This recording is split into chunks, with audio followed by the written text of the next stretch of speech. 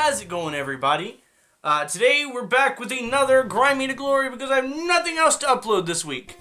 As you can tell by the title and the thumbnail of the hopefully really pretty Game Boy Color, we're doing a Game Boy Color. We're doing my childhood Game Boy Color, actually, to be more specific about which Game Boy Color. It is the teal one that I've had since I was a little child, little baby man. So let's get down to it. I mean, I wouldn't say it's not working. Like it works beautifully, but if you can look all around it, it's gross. So just gonna crack on and get down to the bottom and see why it's gross. Actually, I should probably test and show you guys that it works. It works. That's really all I'm trying to show you. Yeah. All the buttons work. Volume works. It works. That's all you need to know.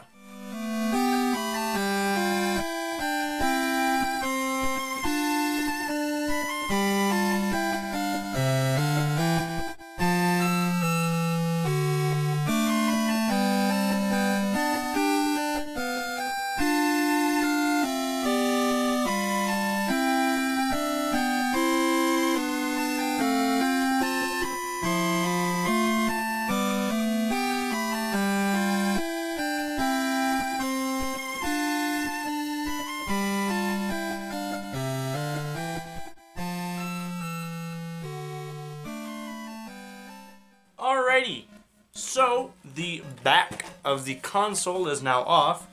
I presumed it was going to be grotty, and well, guess what? It's pretty grotty. I truly don't, but we'll get to it when we get to it. The actual board itself, however, looks pretty nice. Let me actually unscrew it and show you the board. Obviously, there's going to be dirt, but that's why we've got the Kroger branded isopropyl alcohol.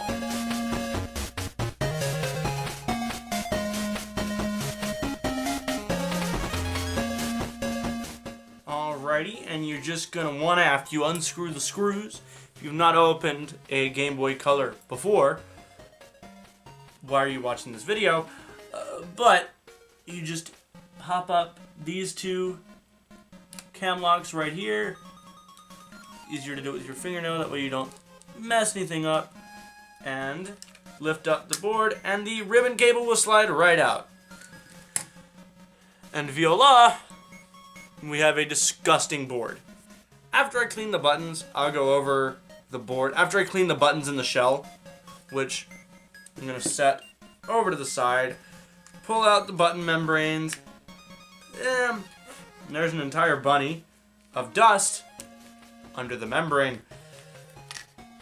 And inside the console, there's a dead insect! Yay! There's another one. You know, Braden, you don't clean the console for... Oh, that is the... I almost said a swear word.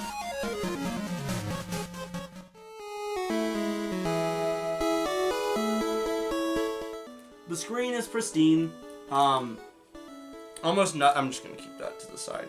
Almost nothing is genuinely wrong with the board, or with the actual screen of it. It's just the console itself is quite grody. If I do want to be frank about it, that's fine. I'll be back.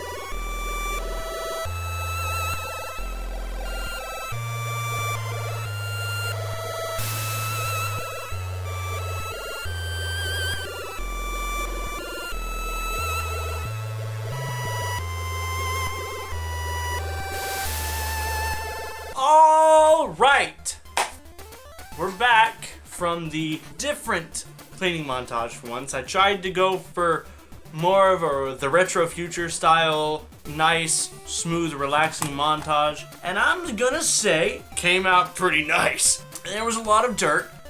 However, if you look around the console now, it's a lot more, well, clean. That is the best way I can put it. It's actually clean. So what we're gonna do, I don't know how long those Duracell batteries have been in there. However, we have brand new batteries to put in the console and give them a little wiggle. A wiggle, wiggle, wiggle. And input our copy of Stuart Little, The Journey Home, which it's not, but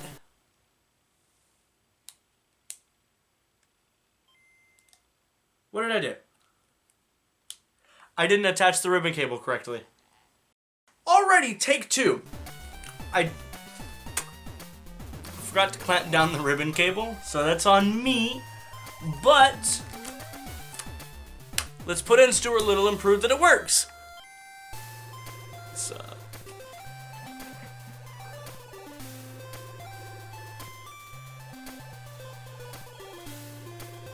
I messed this up right here, the screen sticker, but honestly, it doesn't look like it's affecting anything. Like it's in a part of the screen that is very not affected by anything. So that's a plus. But that is gonna do it for this video, guys. If you did enjoy, be sure to smash the like button down below. Support is always appreciated. If you're new, go ahead and click that subscribe button. It takes 2 clicks. If you want to pick up anything that you saw in the video, the screwdriver kit, the Satisfy grip, anything that can be bought on Amazon that I use in these videos, the link is in the description. They are affiliated. However, you do not have to pay anything extra for me to get a commission and for you guys to support the channel.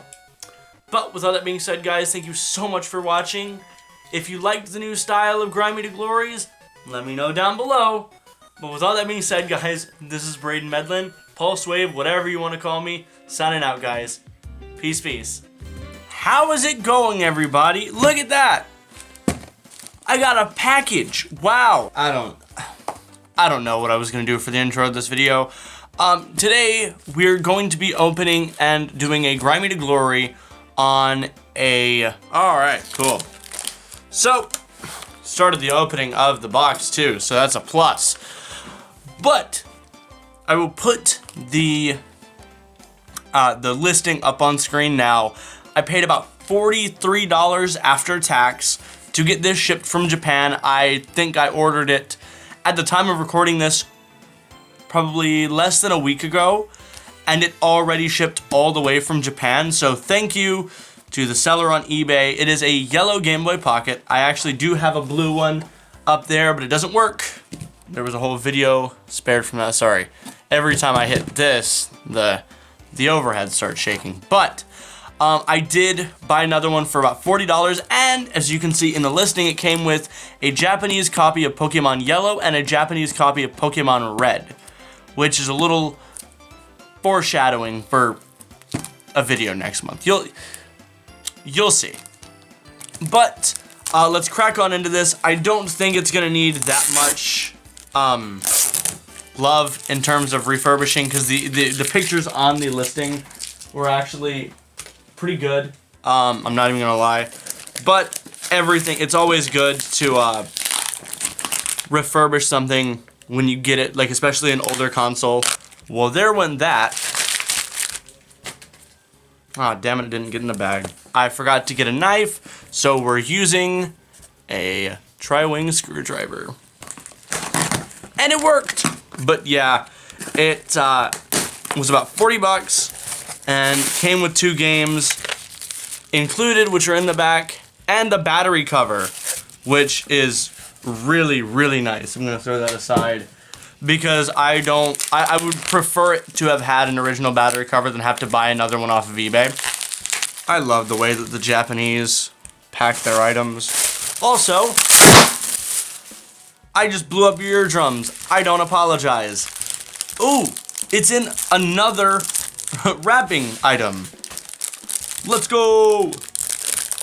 I am actually really excited because the condition of both red and yellow are almost immaculate. There is little to nothing wrong with them. I do wish I had an English copy of Pokemon Yellow because that is the only one that I'm missing from Kanto. But I do like that I have a Japanese one. And in this video, we can see if there's a save on them. Also, I thought this was a price of 309 yen, but it was number 309. And that feels really nice. It's got the serial number on the back of it. I really don't think that there's nothing that needs to be cleaned about this. I think it's genuinely just me opening this. I can call it a Grimy to Glory because it's my channel, but in reality it's us just checking out this package from a Japanese seller. I'm gonna take it apart just to, and look at that. It powers on immediately. Like no scan lines, no horizontal lines, no vertical lines. And let's see if the cartridge slot works. And the cartridge slot works. There's nothing, this could not be any better. Does it have a save?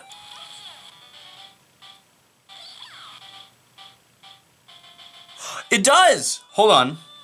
7, oh, okay.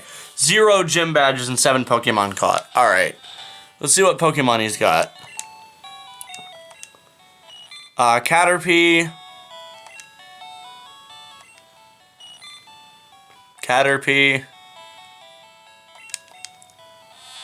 Metapod. I think this person likes Caterpie and Metapod, and obviously that's Pikachu down there. And then we can go to the Pokemon Center. Sorry.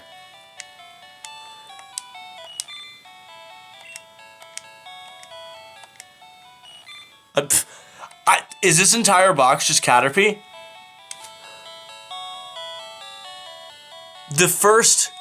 The entire box is Caterpie.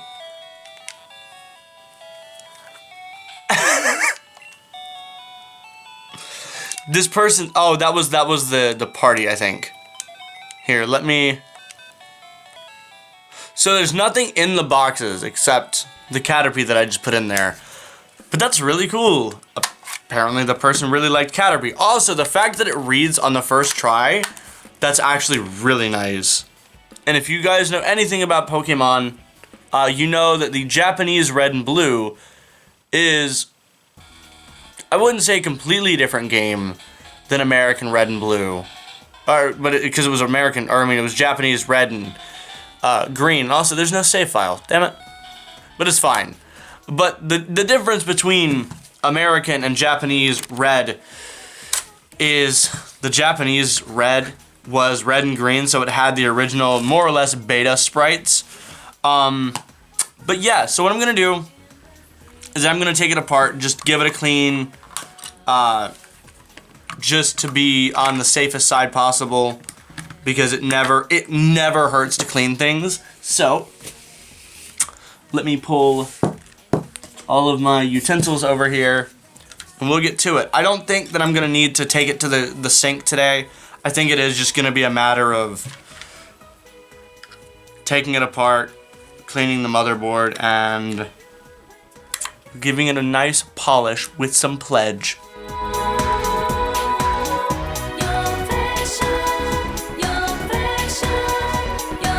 I didn't even realize this. I'm gonna have to stop the speed up montage. But it's also the version with the power LED indicator.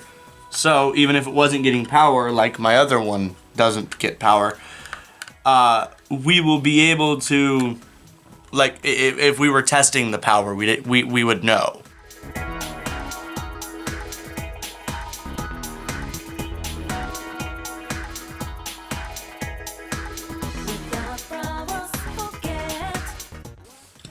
So The motherboard is now out, and we can take a look, and... Okay. I lied, we are gonna have to clean this up. But, I mean, hey, it's still Grimy to Glory, so that's a plus. We're actually still gonna be able to consider this a Grimy to Glory video, because I am gonna have to clean everything but the shell. The shell is actually in a really nice shape. I'm not gonna take the screen up because there's no need to potentially mess up the screen, because again, the shell is in almost immaculate condition. Both sides of the shell, actually. The RF cartridge shield looks fine, so that is okay. I'm perfectly fine keeping that the way it is. Just set it aside over here, and the board looks fine too. There's really not much to say. The board looks great. Speaker is gonna need to be cleaned, and everything else is also gonna need to be cleaned just to be safe and to make sure that it all works. So I'm gonna do the motherboard first because it's here and I don't have to do anything else.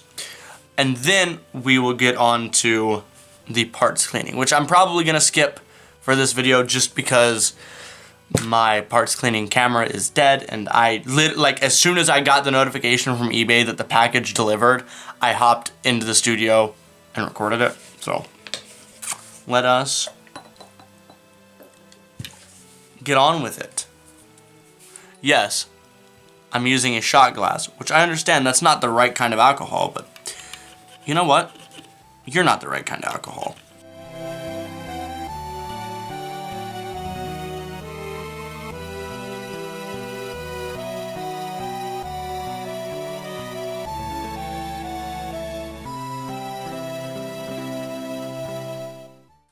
Alrighty, so the parts are back from the sink, and as you see, they're a lot cleaner. I forgot I zoomed in so far. Apologies. But they are a lot cleaner, and the board has just been sitting here drying since.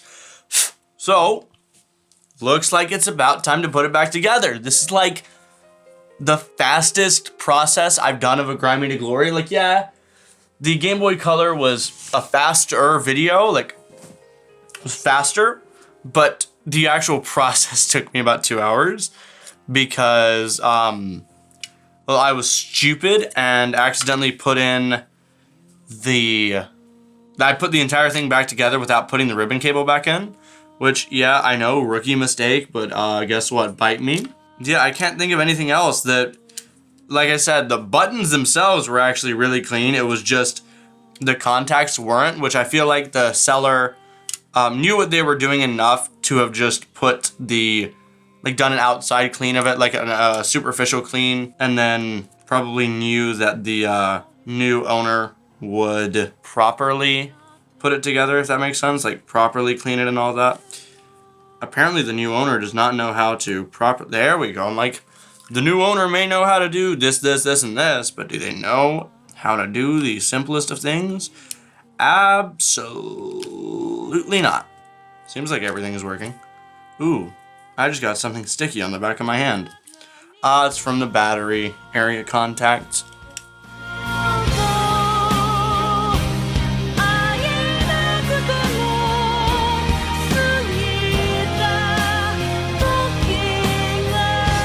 So, moment of truth.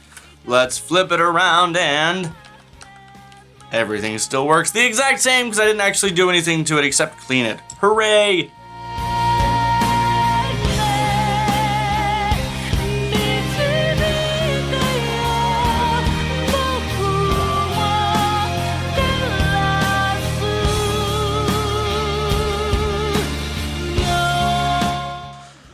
And that is that. Thing is put back together just to make sure it works again. Still.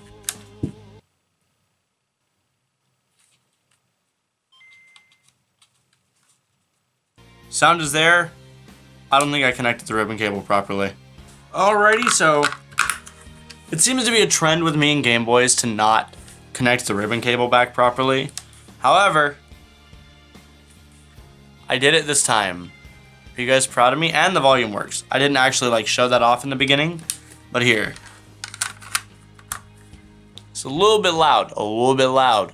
Would help if it loaded up properly, but it's an old system. Guys, come on. There it goes. See, I told you it would load up. But yeah. Overall, I'm actually like really excited because while I don't think I'll play this console that often, I'm just glad that I have a working Game Boy Pocket because it is a genuinely nice. I like the console. If I had a Game Boy Pocket Lite or like an IPS mod to put in it, I would, because that just seems like it would be a lot of fun. Also, hold on. Apologies for that. My one of my studio lights decided it wanted to turn off. So, you know the deal. We've got the Lemon Pledge. It's not Mr. Sheen, but it's close enough.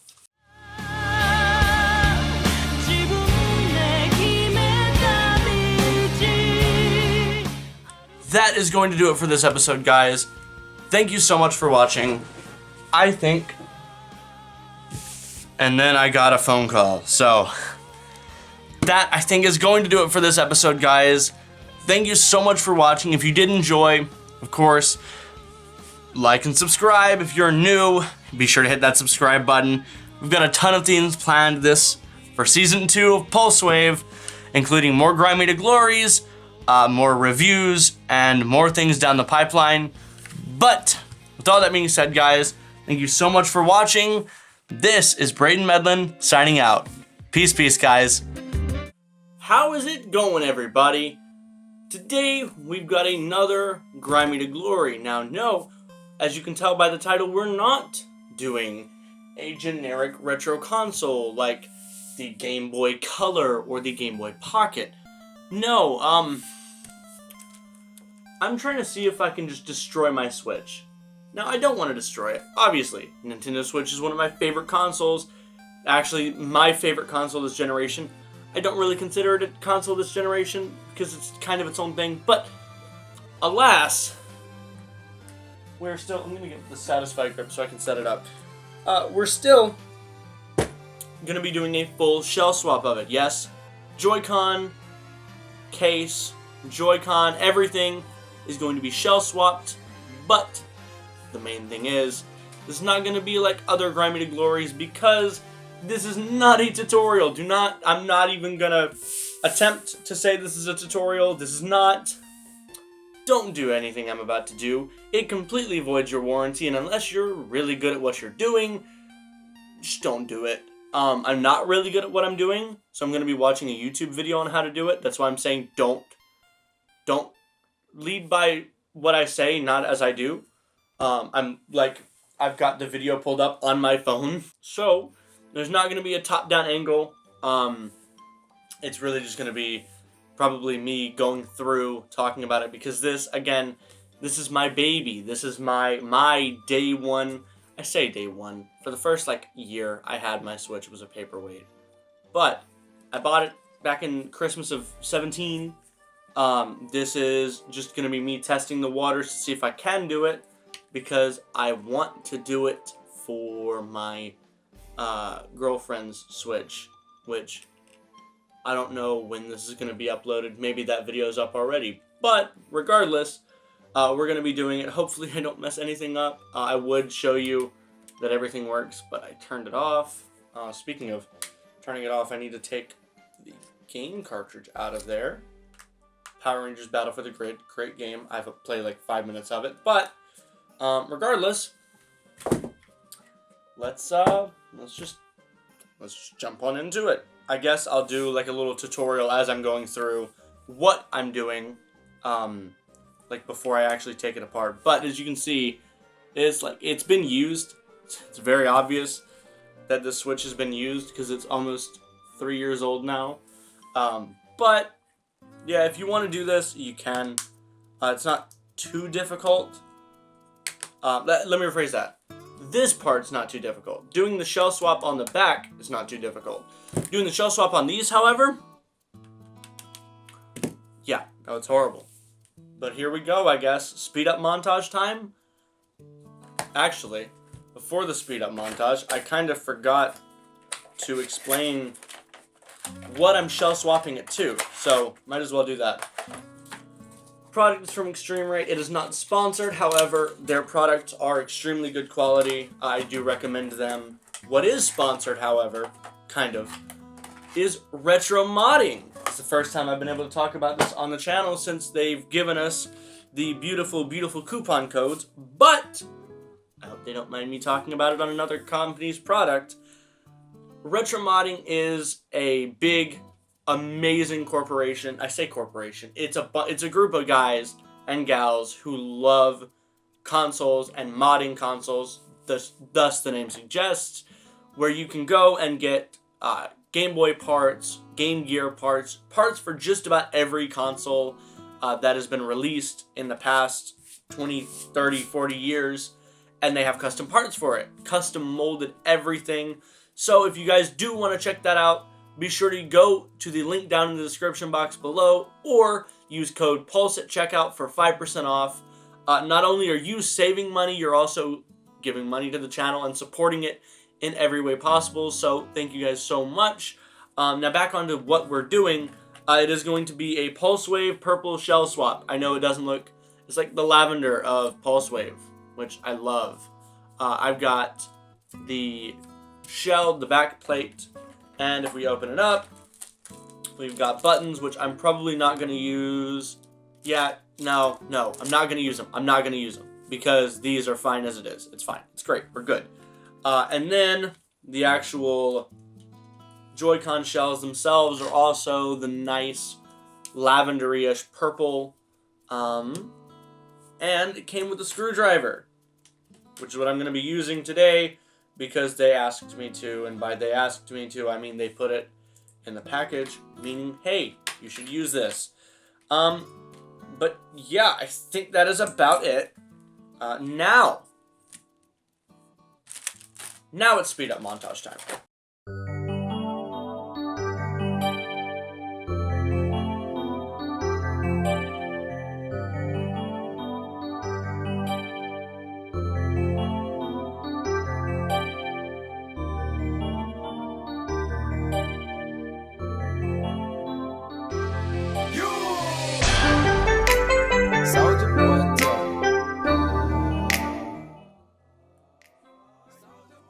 Oh, nope. Idiot. You forgot about the ones on the side. Superman, now I mean you. Crack that soul, now I mean you. Crack that soul, now I mean you. Crack that soul, now I mean you. Crack that soul, now what? Soldier boy, I fin it. Why me crack it? Why me roll? Why me crack that soldier boy? Then Superman, now I mean you. Well, we got the switch back off now. So, if I'm not mistaken, all I've got to do at this point is swap.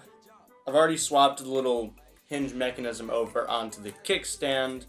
And now all I have to do is swap all of this stuff inside over to this stuff inside. And then you just admire the beautiful heat pipe on the back of the Switch.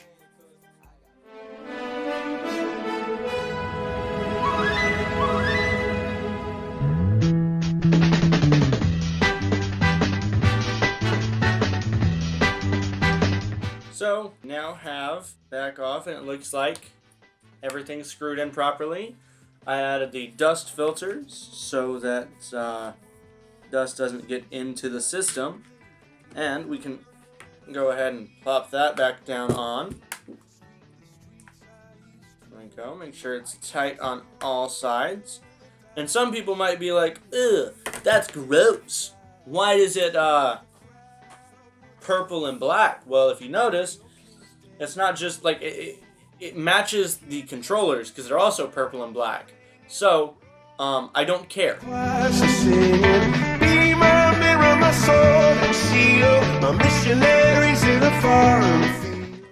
will say one thing. I really wish that these little like half-inch, not even, probably a quarter-inch screws were magnetic. Okay, they are. It's just that first one wasn't. I don't... Forget I said anything. Shattered windows and the sound of drums. People couldn't believe what I've become. Revolutionaries wait for my head on a silver plate, just a puppet on a lonely string. Oh, who would ever want to be king? And the back shell swap is now done.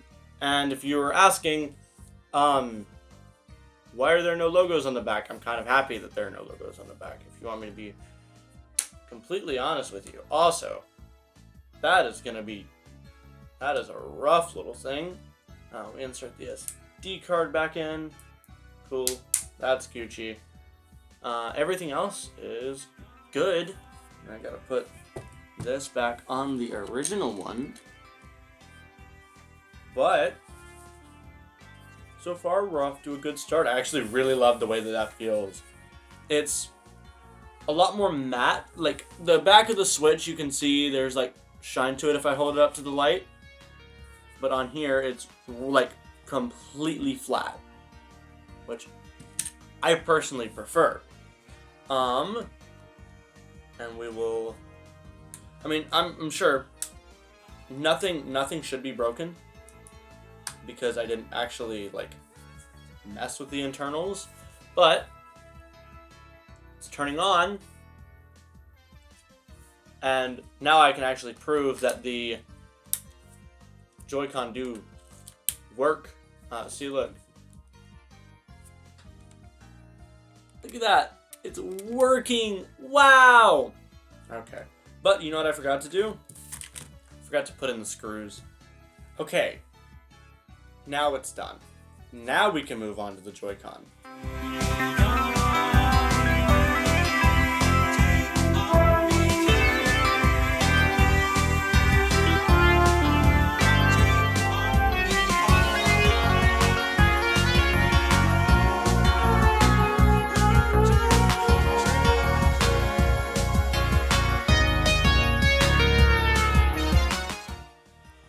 Okay.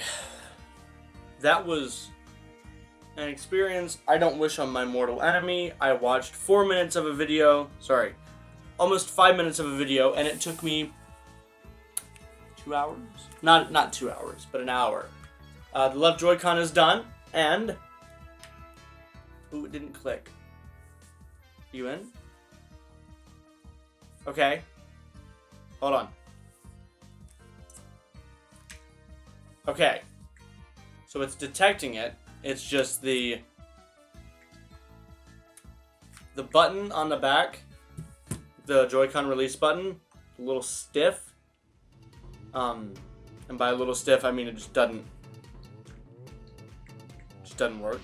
Let me just. So what I'm gonna do is I'm going to test to see if it's working. I'm trying to find like a good space so that both of us can see it. Okay. Okay, test input devices.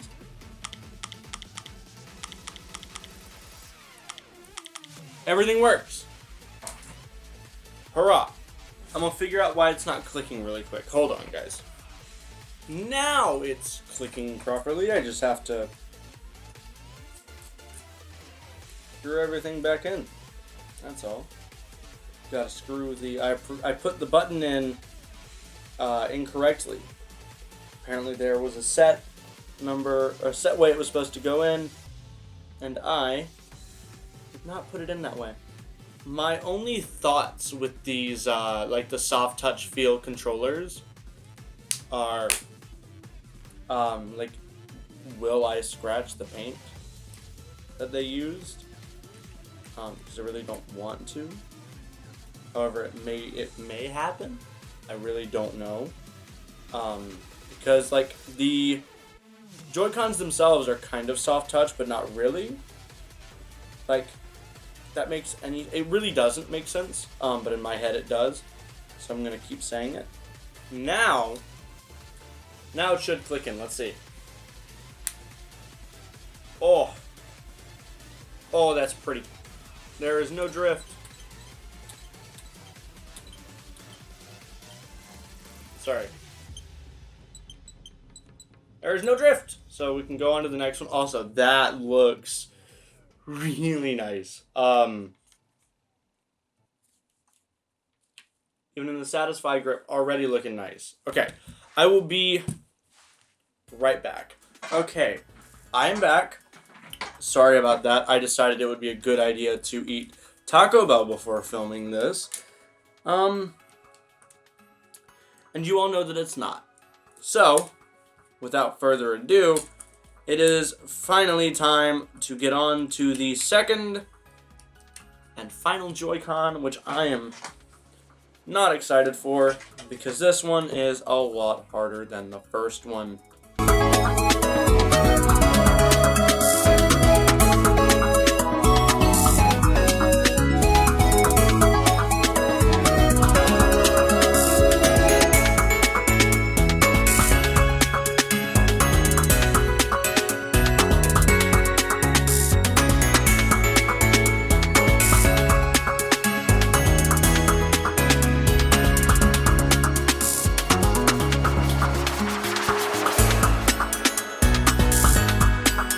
Okay, so, my camera died, and I don't know where it died at, so now you're on my phone using my Satisfy grip as a tripod.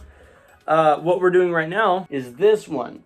I'm screwing it all together, and one of these screws decided to leave. So I've got to use the bag of screws that they provided and pray that they're the right ones.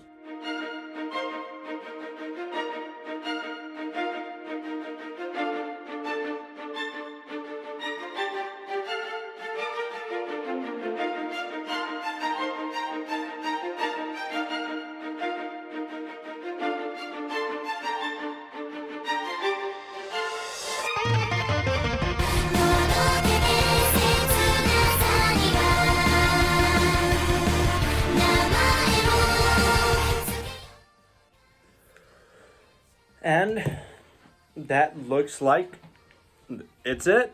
So let's see. It's connecting.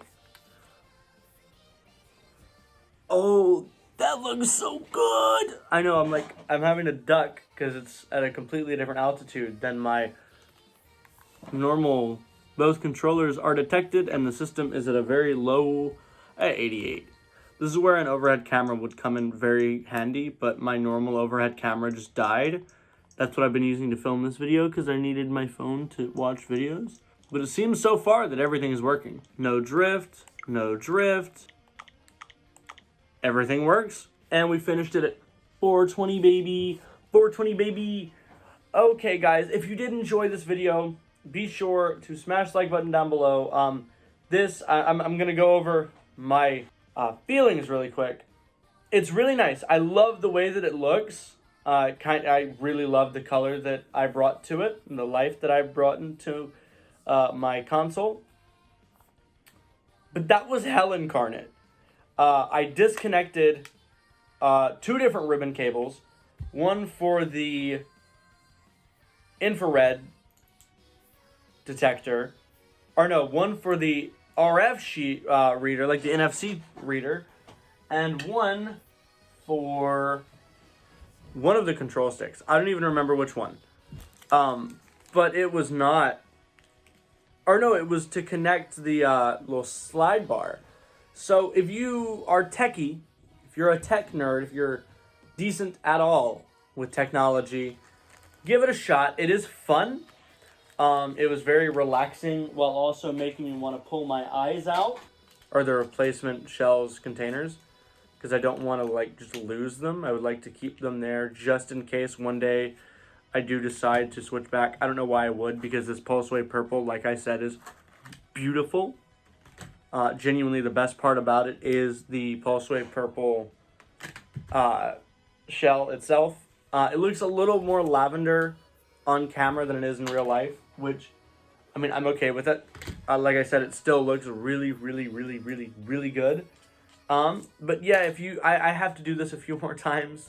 before the year's over with, because, like I said, I don't know when this is being uploaded. I don't know if the Switch replacement on Cassidy's Switch has been finished yet, or any of that. But with all that being said, guys, thank you so much for watching this episode of Grimy to Glory on my Nintendo Switch, my day one Nintendo Switch.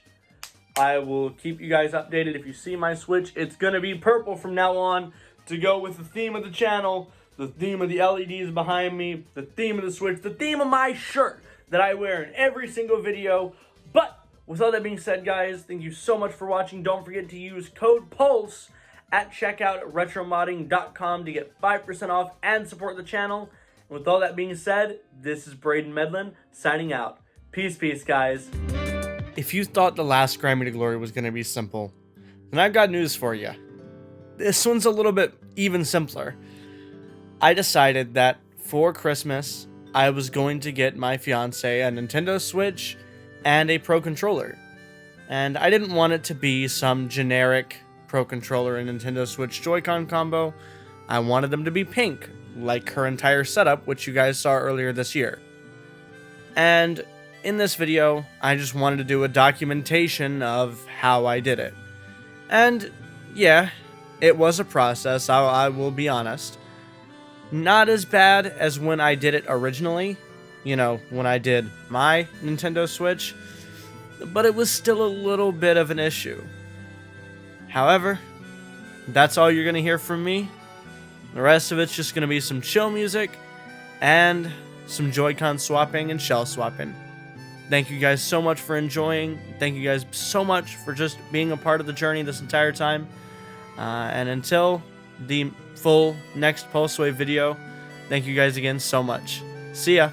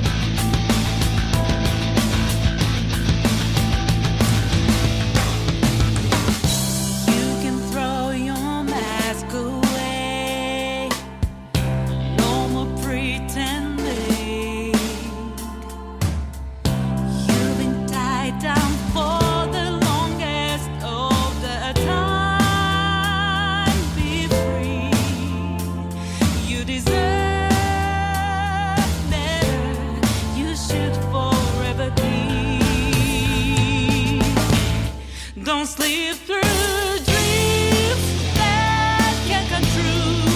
No more tears shall drop from your cheeks anymore. You won't need to strive for greatness. Believe in me that you don't need to suffer from anything. Don't let go of your dreams. No more tears shall drop from your cheeks anymore. You won't need to strive for greatness. Believe in me that you don't need to suffer from.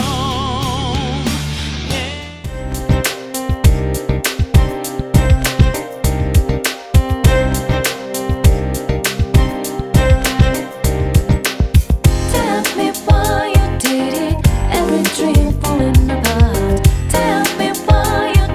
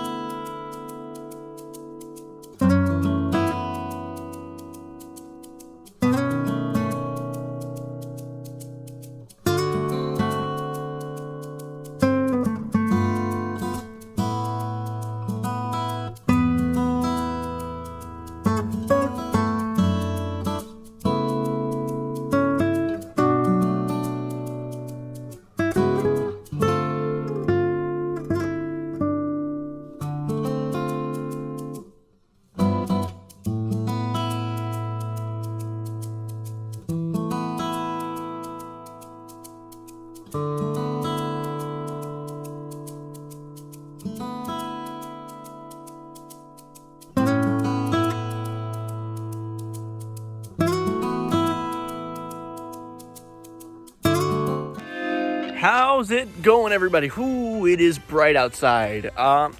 Today we are doing another episode of Huntwave, except this time we're in North Carolina.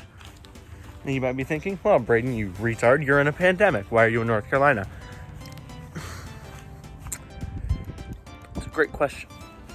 Not one I can answer right now, but one that I'm going to be answering in just a couple minutes. So yeah, the reason I'm in North Carolina in the midst of a pandemic is this one right here. We got engaged and I wanted to find video games. So that's what we're doing. We're going to two different places today. One's called Lost Ark Video Games. It is in Greensboro, and the other one I think is Calamity Video Games or something to the likes of it in Summerfield, North Carolina, which is Greensboro too. That's about it for where we're going. We might go to a place called McKay's, which if you've watched these videos before, it's kind of like half-price books, but kind of shittier. And that's all of them. But there is a little bit, I'm going to use this as like a little bit of an update as to what we're doing in 2021. And that is weekly uploads. Now, I noticed my last few Grimy Glories, it's not as well audience received as something like the Pokemon books video. So we're only going to do about one of those a month. Cutting those down significantly because for the last few weeks, that's all it's been. Because I needed to bulk record for coming out here, and I had a few of them in the bank, so I did it. No, sue me. But we're going to be doing 2 full Pulsewave videos a month, and a Huntwave and a Grimy Glory. I'm going to try and keep those each every Friday. Probably one Pulsewave at the beginning and end of each month, or beginning and middle. I really don't know how I'm going to do it. It might be different every month. Who knows? But one thing I do know is it is going to be weekly uploads, and if there is a month where it has like a 5th Friday, what we're going to do there is I'm going to try and push out something like the Pokemon books video, where I'm going over a slew of different books, because that was extremely well received, and I have a few things that I want to do in that same vein. But yeah, so that is gonna be that, and on with the time lapse of the way to Greensboro.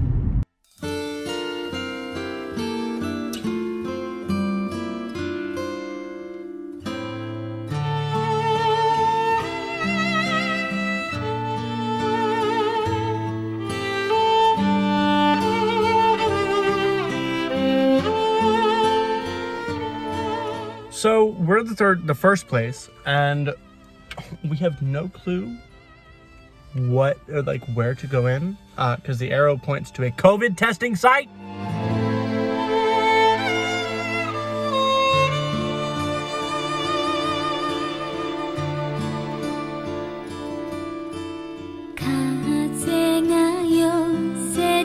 So Lost Ark video games. It was a nice atmosphere. They had Fist of the North Star playing on their TVs, but the prices were extremely outrageous. I did pick up a game and a thing though. The game was Tales of Vesperia Definitive Edition. I've been looking for this for a while. And then I got a little Kingdom Heart. I think this is an art card set. I may be wrong. We're about to find out because I'm going to open it right now. Oh no, it's wafers. Oh, it's expired vanilla wafers. I should have known by the expiration date that they were food, but it does have a card in it, which we will scoop that out. And oh, that's cool.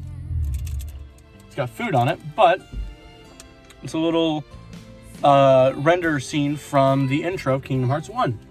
Now I'm scared to eat this. It just tastes like a vanilla. Yeah, that's expired.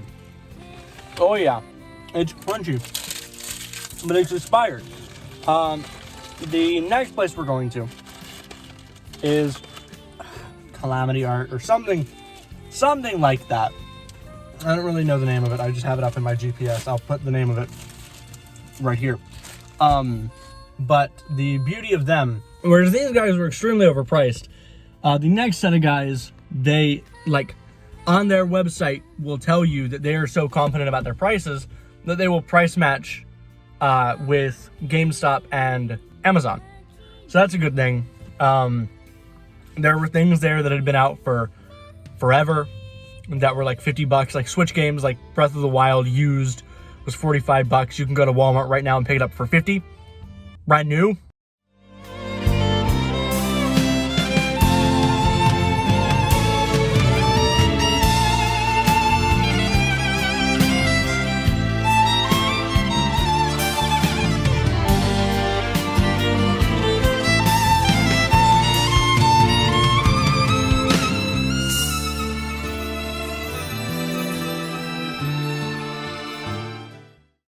So that was Lost Ark, or not Lost Ark, that was Curiosity. The people there were actually really, really chill. I'm sure like some of our conversation was picked up whilst I was filming. But I did go in and ask them if I could film, and they said yes. So thank you guys. Thank you, Curiosity. You guys were great. I loved the atmosphere in there.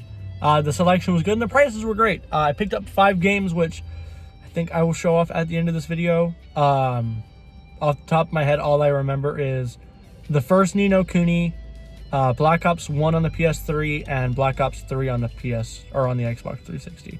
Don't ask me why I bought Black Ops 3 on the Xbox 360, but I did.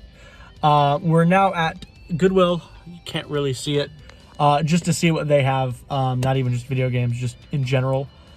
But if I find anything in there. Alrighty, so the day is almost come to an end. We stopped by Walmart and Goodwill since we last spoke. I picked up some Power Rangers DVDs, Fallout 4 on the PC at Goodwill, and Sonic Mania for the Xbox One for about $10 physical. So, you know, I bought it digital on Steam and PlayStation, but I did not have a physical copy, so now I do.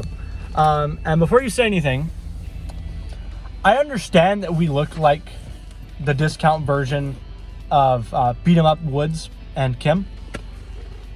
That wasn't my intention. It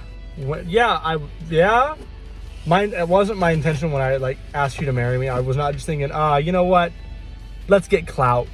Alrighty, we are here at Edward McKay's. I will try and get like a little footage. I got footage at the other one, which I'm gonna splice into this video. This one's a lot better. The other one just felt like a weird Big Lots type thing. But I really like this one, so we're gonna go in.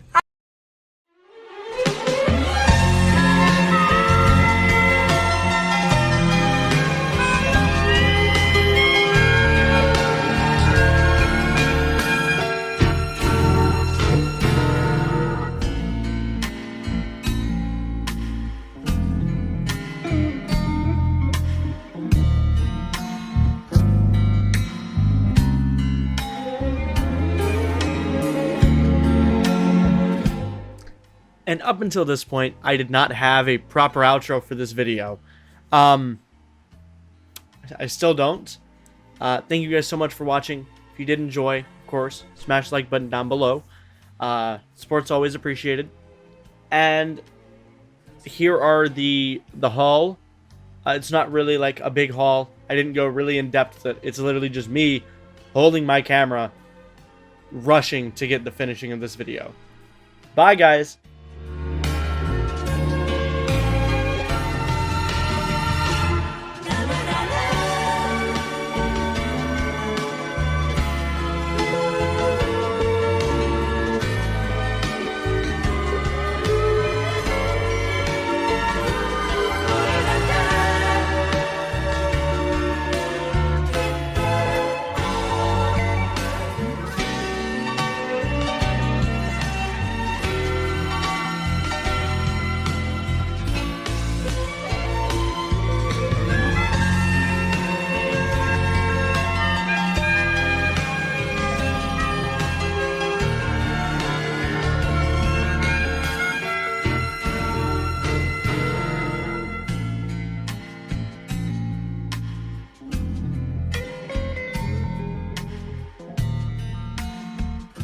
How's it going, everybody?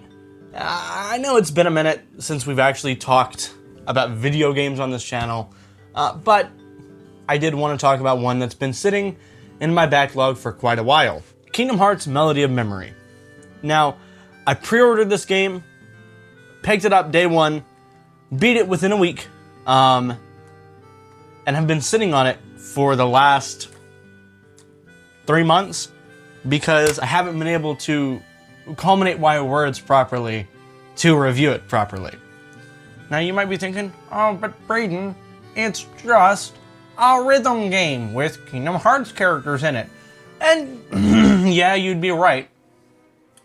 However, there's a lot of things about the game that are fantastic, and a lot of things that I had to sit on to see if they were really that good or if I'm just a Kingdom Hearts fanboy, which probably a bit of both. However, that's the whole point of today. We are going to be talking about Kingdom Hearts Melody of Memory. Now let's get into it.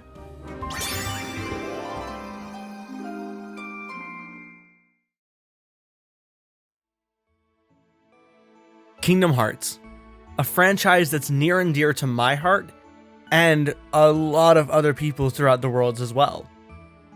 Now, it started in an elevator in some Disney office back in 2000 and some change. I don't remember exactly which year. But that conversation sparked a worldwide phenomenon that is still going on today. If you haven't played a Kingdom Hearts game ever, this is probably the best place to start. Because not only is it a really fun rhythm game, it also goes through every single Kingdom Hearts game. Now, it's not in a chronological order. It's more in release order, kind of, when you're going through the map. But it's still a fun and easy way to get into the series regardless. The gameplay, while simple, is really intuitive. The way that you play the rhythm game is you go through a highway, like almost every other rhythm game, and you dodge attacks and attack enemies to the beat of the song. Each enemy placement and type of enemy has a different button map for what you hit. Some of them you have to jump to dodge and then press X to attack. Or some of them you have to press Y to do a special move. All of these are on the Switch version because I didn't realize it was coming to PS4, or else I would have bought it on PS4. But when I bought it, it was still a Nintendo Switch exclusive, and I didn't feel like canceling my pre-order. You follow through the Kingdom Hearts storyline as Kairi, which is something that hasn't been done before. Usually you follow through with Roxas, Ventus, or Sora, obviously. But here, because of the events that happened in Kingdom Hearts 3, where there really is no Sora anymore, that we know of, Kairi takes the reins of the narration of the story, and it's a lot of fun in my opinion.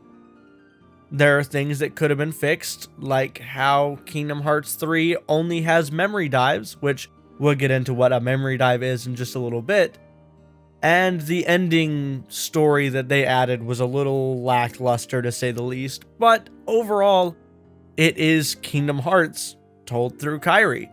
I liked it. I enjoyed every single bit of playing the game, minus the few times where I was being stupid and didn't properly press buttons right, but that's on me. That's not the game.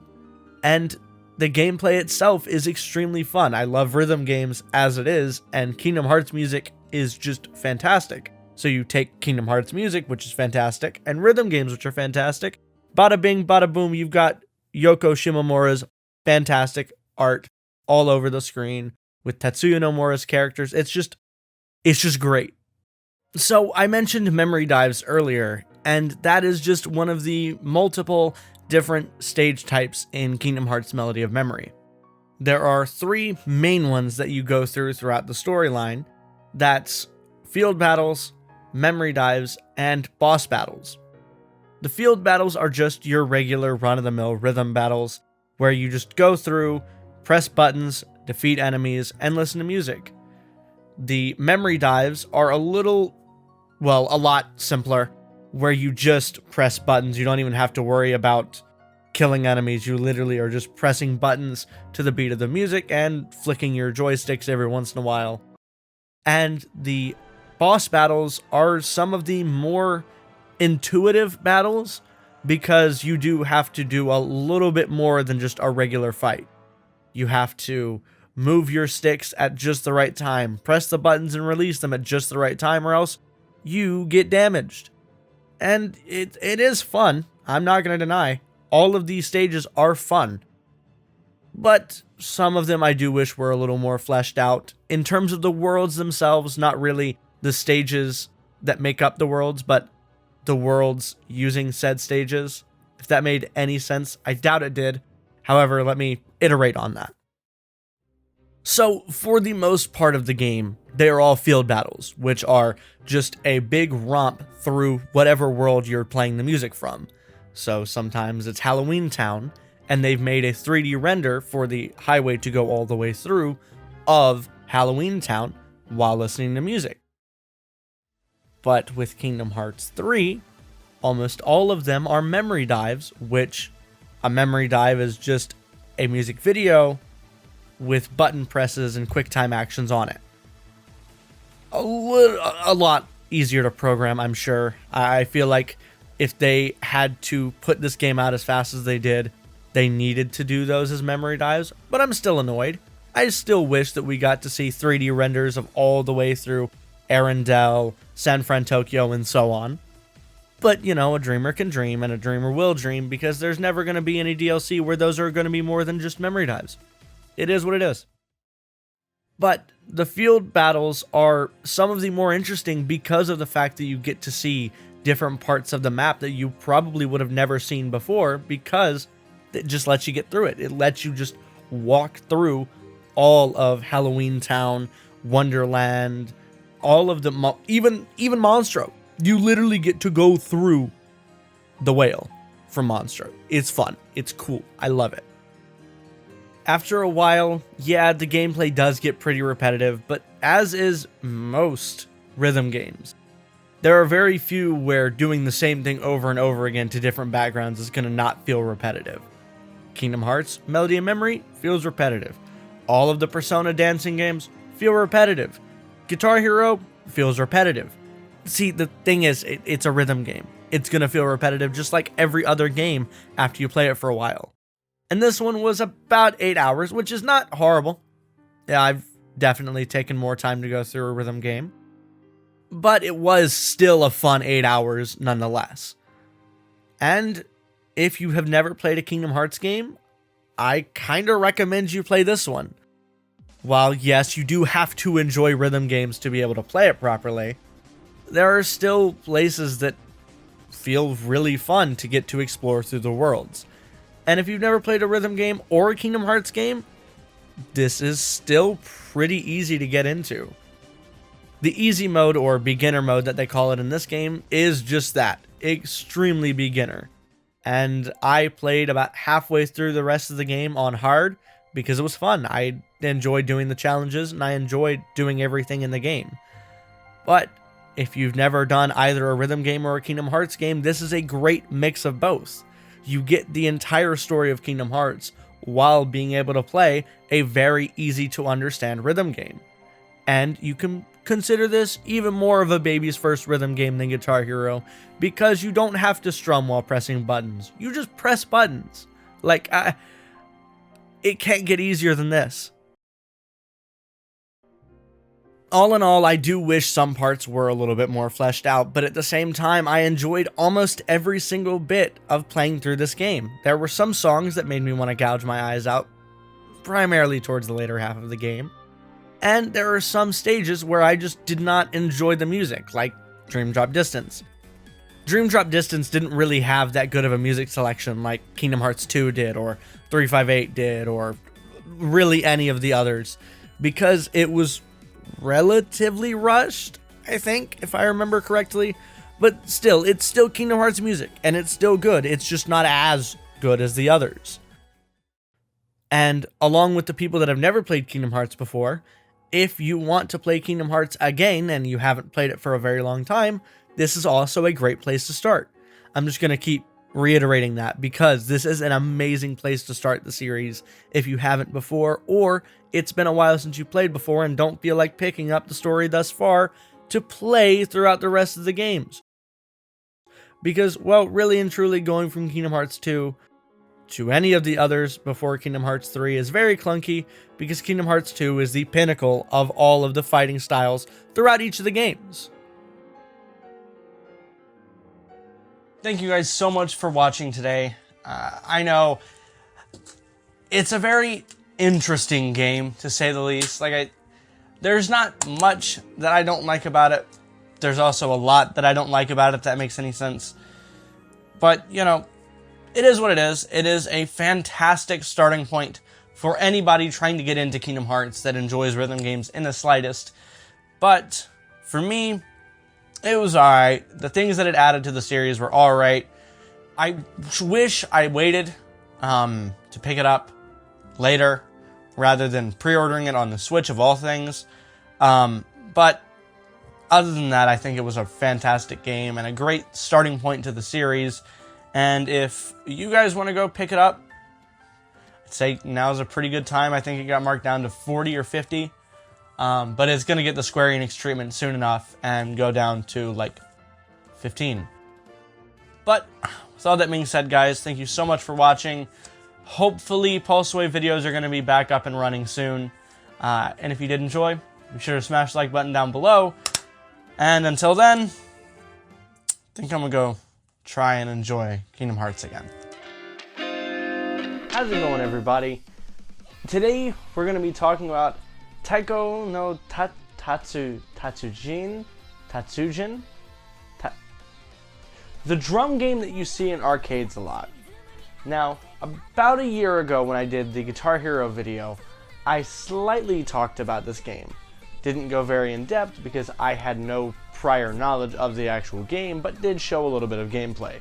However, now that I'm more mature by about a year, I decided to pick up the game while it was on sale for about $15 on the Nintendo eShop and slowly learn to love it. Before we get started with the video, I just wanted to say about 85% of you guys are not subscribed. Now, for a channel my size, that's not that many. Actually, wait, it is. Because if you look at my Gamer Subs review, there's 2,700 views on that video. And out of that 2,700, you know how many are subscribed? This much. That's it. So, why don't you just go down there, click that red subscribe button. It helps me out tremendously because it helps my ego. And it helps us grow as a community. Also, while you're down there, be sure to hit that like button and ding that notification bell for every time we upload every Friday, unless I'm very, very, very depressed. And on with the video. It is a lot of fun, especially if you like drumming. Now, previously, in a past high school career, I was a drummer. I still try to be, but I'm nowhere near as prolific in it as I was before because I just stopped playing. Now, this did reinvigorate that. It was a lot of fun to be able to drum to the beat of a lot of songs that I like Megalovania and the Dragon Soul opening from Dragon Ball Z Kai. Do I have anything from Dragon Ball Z Kai to prove that I like Dragon Ball Z Kai? No. But I have this of Dragon Ball to let you know that I at least like Dragon Ball GT. I'm probably one of the few people in the world that does, but I do. Taiko no Tatsujin is actually really simple when you get down to it. It is literally monkey brain, beat, drum, song, whoo. It gets a little more in depth the more that you go up in levels, like you gotta roll, you gotta hit mallets, gotta break balloons, all that fun stuff. The primary basis of the game is hit the middle when you see red and hit the corners when you see blue. A lot easier said than done, especially when you're trying to play Megalovania, because for some reason that song is a crack, acid, meth, cluster but it's still a fun game, even though you have to get through the Megalovania to get to it. There are a few different modes that are in the game. There's the normal Taiko fight, where you just play the song. There's a versus computer or versus friend fighting game locally if you want to play just a little versus mini game like from Guitar Hero 1, 2, and 3, except sometimes you can turn on the items. I don't think if you play online you can, but I know locally I believe that you can turn on items to make it feel more like the versus game from Guitar Hero 1, 2, and 3. Now, this game ages back quite a bit. There was a port on the Wii, there was a port on the PS2, and most recently, the port to the Switch and arcades all over Japan, and because of Round 1, all over America. That is where I first found out about this game. It was my first trip to Round 1, because being this little podunk kid from North Carolina, I had no clue what a Round 1 was. My biggest thing was Celebration Station, and that was just a shitfest. I went back recently and can confirm it was a shitfest. Going to Round 1 and seeing this glorious drum, I had no clue what to do. I was just like, my monkey brain took over and I go, ooh, ooh, punch, stick, beat. And that's what I did for like an hour that day, was just play Taiko. And the last time I went, the game was broken. So that's why I was really glad, like the week after I went, it came onto the eShop for a lot cheaper than the normal $50 US or MSRP that it goes for. It was only about $15 versus $50. That's quite a big difference. And while yes, I did spend the extra, I think $45 to get the drum, not the official drum from Hori, that's $100, but this one by insert company here, I don't really remember. Here's the Amazon listing. It works just fine enough. It works a lot better than the Joy-Con because the Joy-Con were very unresponsive and very, very, very, very finicky. I recommend that if you do play this game, either play it with buttons, which kind of feels like cheating because it's a lot easier to do it with buttons than it is with Joy-Con, because again, the Joy-Con, sometimes you don't hit the hits right, sometimes you don't. It is hell, and I'm really glad I have the drum. Along with the online fighting, which is horrible because the only people that you face are extremely sweaty Japanese kids that go to the arcade and play this game all day long and don't miss a single note. Somehow get rolls of 200 apiece when there's only like a second of roll. I don't get it. Probably cheating, but it is what it is. I can pass that up when you can play with friends online. Now, did I get any footage of me playing with my friends online? No, because they didn't feel like playing whenever I was recording. Go figure. However, there was a party game option that you can play with 4 friends locally. But you know, there's something in the air that stops us from doing that. So instead of playing it with my no friends locally, and for some reason they don't let you do it online, I decided to play it with computers, and God, it was so boring. I'm sure if you've ever played like Mario Party by yourself or any party game by yourself, you understand what I'm talking about. It is just an ungodly level of boring because you're playing with yourself. I could have worded that differently. But that is the basis of Taiko. Just playing drum games by yourself in the comfort of your own room, at least the home ports, and enjoying nice anime music, video game music, and original music made by Bandai Namco strictly for this game. Now, I will say, I spent about double what I paid for the game on DLC because I wanted to play things such as the Fire Force intro, the Dragon Ball Z, or well, actually, Dragon Ball Z, Dragon Ball Z Kai, and second opening of Dragon Ball Super for some reason. A little Dragon Ball GT theme song was omitted. But with all of the anime packs and video game packs, I got a lot of songs that I really enjoyed. And through just playing the game, you unlock a lot more. Did I get footage of those? No, I got footage of George Michael's Last Christmas, because why wouldn't I?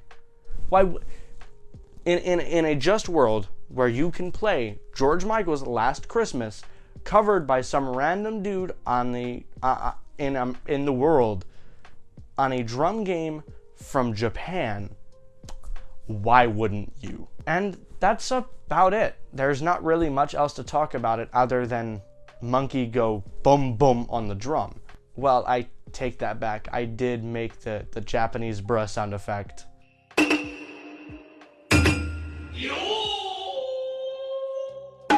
My drum hit sound, it helps a lot. Thank you guys so much for watching. If you did enjoy this video today, again, like I said earlier, be sure to comment, like, and subscribe. Tell me what you liked about the new lighting setup, the little plushie collection, all of that. And tell me if you guys are going to pick up Taiko or have already picked up Taiko, and tell me how you like it. If you know anything else about the game that I didn't go over, you guys can discuss it in the comments or ridicule me for not knowing that much about a Japanese game while I'm here in America. But with all that being said, guys, thank you so much for watching again. And I'm gonna go be a monkey some more. How's it going, everybody? Today, we're doing a little something different. I know I say this quite literally every video, but I mean it this time. Instead of doing a generic, not really generic, but a more normal type of review, as you can tell by the title, I decided to Nuzlocke Pokemon Red. Before we get started with the video, I just wanted to say about 85% of you guys are not subscribed. Now, for a channel my size, that's not that many. Actually, wait, it is. Because if you look at my Gamer Subs review, there's 2,700 views on that video. And out of that 2,700, you know how many are subscribed? This much. That's it. So, why don't you just go down there, click that red subscribe button. It helps me out tremendously because it helps my ego. And it helps us grow as a community. Also, while you're down there, be sure to hit that like button and ding that notification bell for every time we upload every Friday, unless I'm very, very, very depressed. And on with the video. Now, if you have stumbled across me from my old channel, Ultimate Umbreon, then named Braden Medlin, first named Pokecard Awesomeness, it's been a long journey. You're here on Pulsewave now, so thank you. That was all I did over there. All I did were randomized Nuzlocks. Now, keyword there, randomized. I quite almost never played the game as it was originally intended. I would always play it as a randomizer, which, long story short, if you don't know what a randomizer is, it's randomized Pokemon in the areas, randomized starters, and randomized trainer Pokemon. Now, you could also go through and randomize the TMs, the items in the field, the evolution stages, which I did once. That was horrible. I would never do it again. And just typings and all of that. You can literally randomize anything. However, this was the first time I had ever completed a Nuzlocke of a mainline Pokemon game with no extra additives on it. It was a lot of fun. There were a lot of times where I was quite literally gripping my chair as hard as I could, worried that I was going to lose the Nuzlocke immediately, like the fight against Gary, or in this case, Bebo, my friend Bailey. I had accidentally misspelled his name on the first run that I did of it when I was originally just going to review Pokemon Red, and then I thought, let's boost the algorithms. Let's Nuzlocke Pokemon Red. But in that fight, I didn't have any way of damaging his Charmeleon because I didn't have any super effective mons. I didn't have my Gyarados yet. For some reason, his AI was so stupid that it didn't use Ember. It had Ember, but it never used Ember. So I was very confused, very relieved. I'm very happy that he threw. But there were other places throughout that were a little challenging, like SSN, because I was so used to the Fire Red Leaf Green version where there's a healing room. There's no healing room in the red and blue version. So I ran out of PP very quickly. Luckily, I had a decent team at that point. I think it was 5 Pokemon at that point. I might have had 6. Throughout each gym, it was hard. Gen 1 as a whole is a lot different than Gen 2 onward even, because every mechanic that they had in the game was very buggy. Even like this Pokemon Red, the Japanese Pokemon Red, is even more different than the American Pokemon Red, because they really did not know what they were doing. This was a beta test at best for the Pokemon franchise. Please don't fall over. You're relatively expensive. Being able to have beaten Pokemon Red and Blue in a Nuzlocke format kind of makes me feel better about the Nuzlockes to come, because we are doing more of these. I really did enjoy sitting down and Nuzlocking Pokemon Red again, or playing Pokemon again with a nice challenge, and still the original game, just more challenging. Now, when I started, I wasn't like in the mindset, like when I first picked up the game and decided to Nuzlocke it, I wasn't in the mindset of, oh, I need to do this competitively, because spoiler alert, with Pokemon Red and Blue, you need to think of it in a competitive mindset. You need to know all of their moves. You need to know how they're going to do it. You need to know their levels. You need to know everything. Not so much for later games, but the entire time that I was playing, I usually had the PokemonDatabase.net over on my other monitor, because I needed to know what Pokemon Gary was going to have. I needed to know everything, because I was worried that I was going to lose Mons, which I did. Rest in peace to all that were lost during battle. I'm going to throw a thing up on screen now, because the only one that I really remember was when that Pokemon in Lieutenant Surge's gym committed a hate crime and killed a they/them. And by the way, I wasn't trying to be insensitive with the Diglett name. I was really hoping that it would turn into Doug Trio.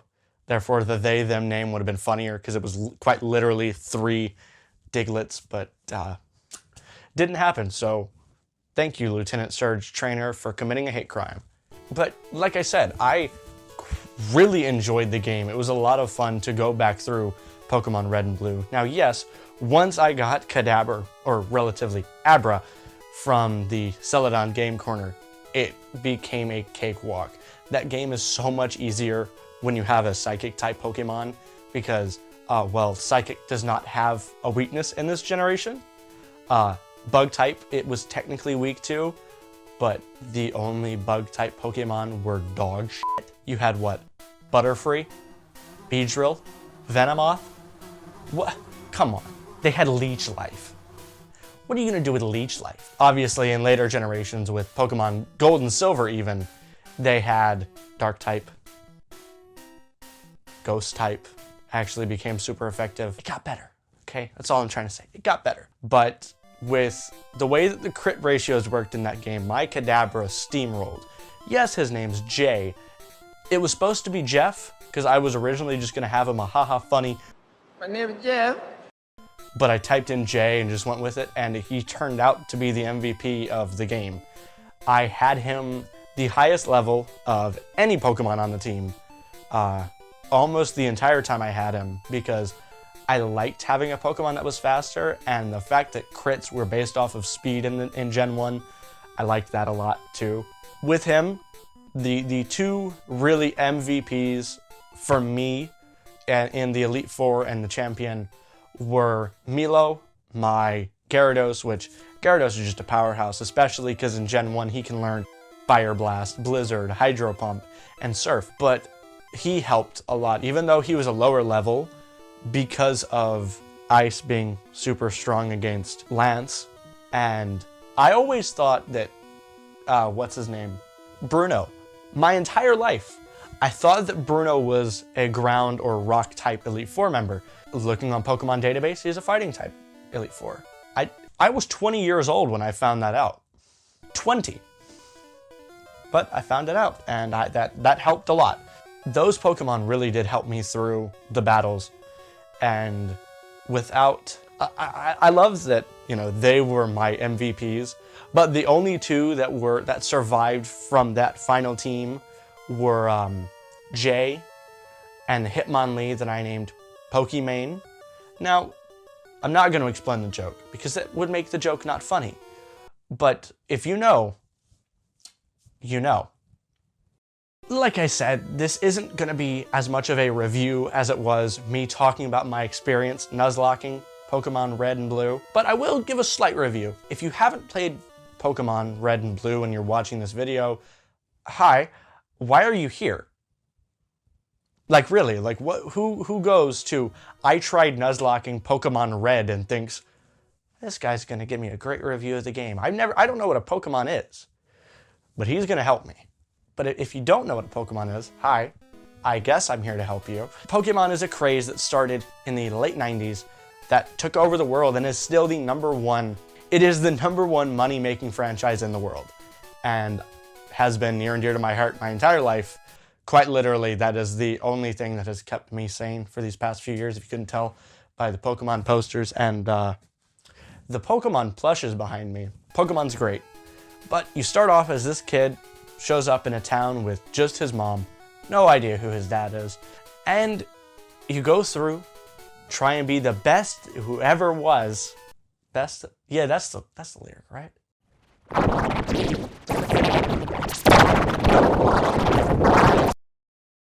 You go through, fight all of the 8 gym leaders with the help of the Pokemon that is given to you by Professor Oak.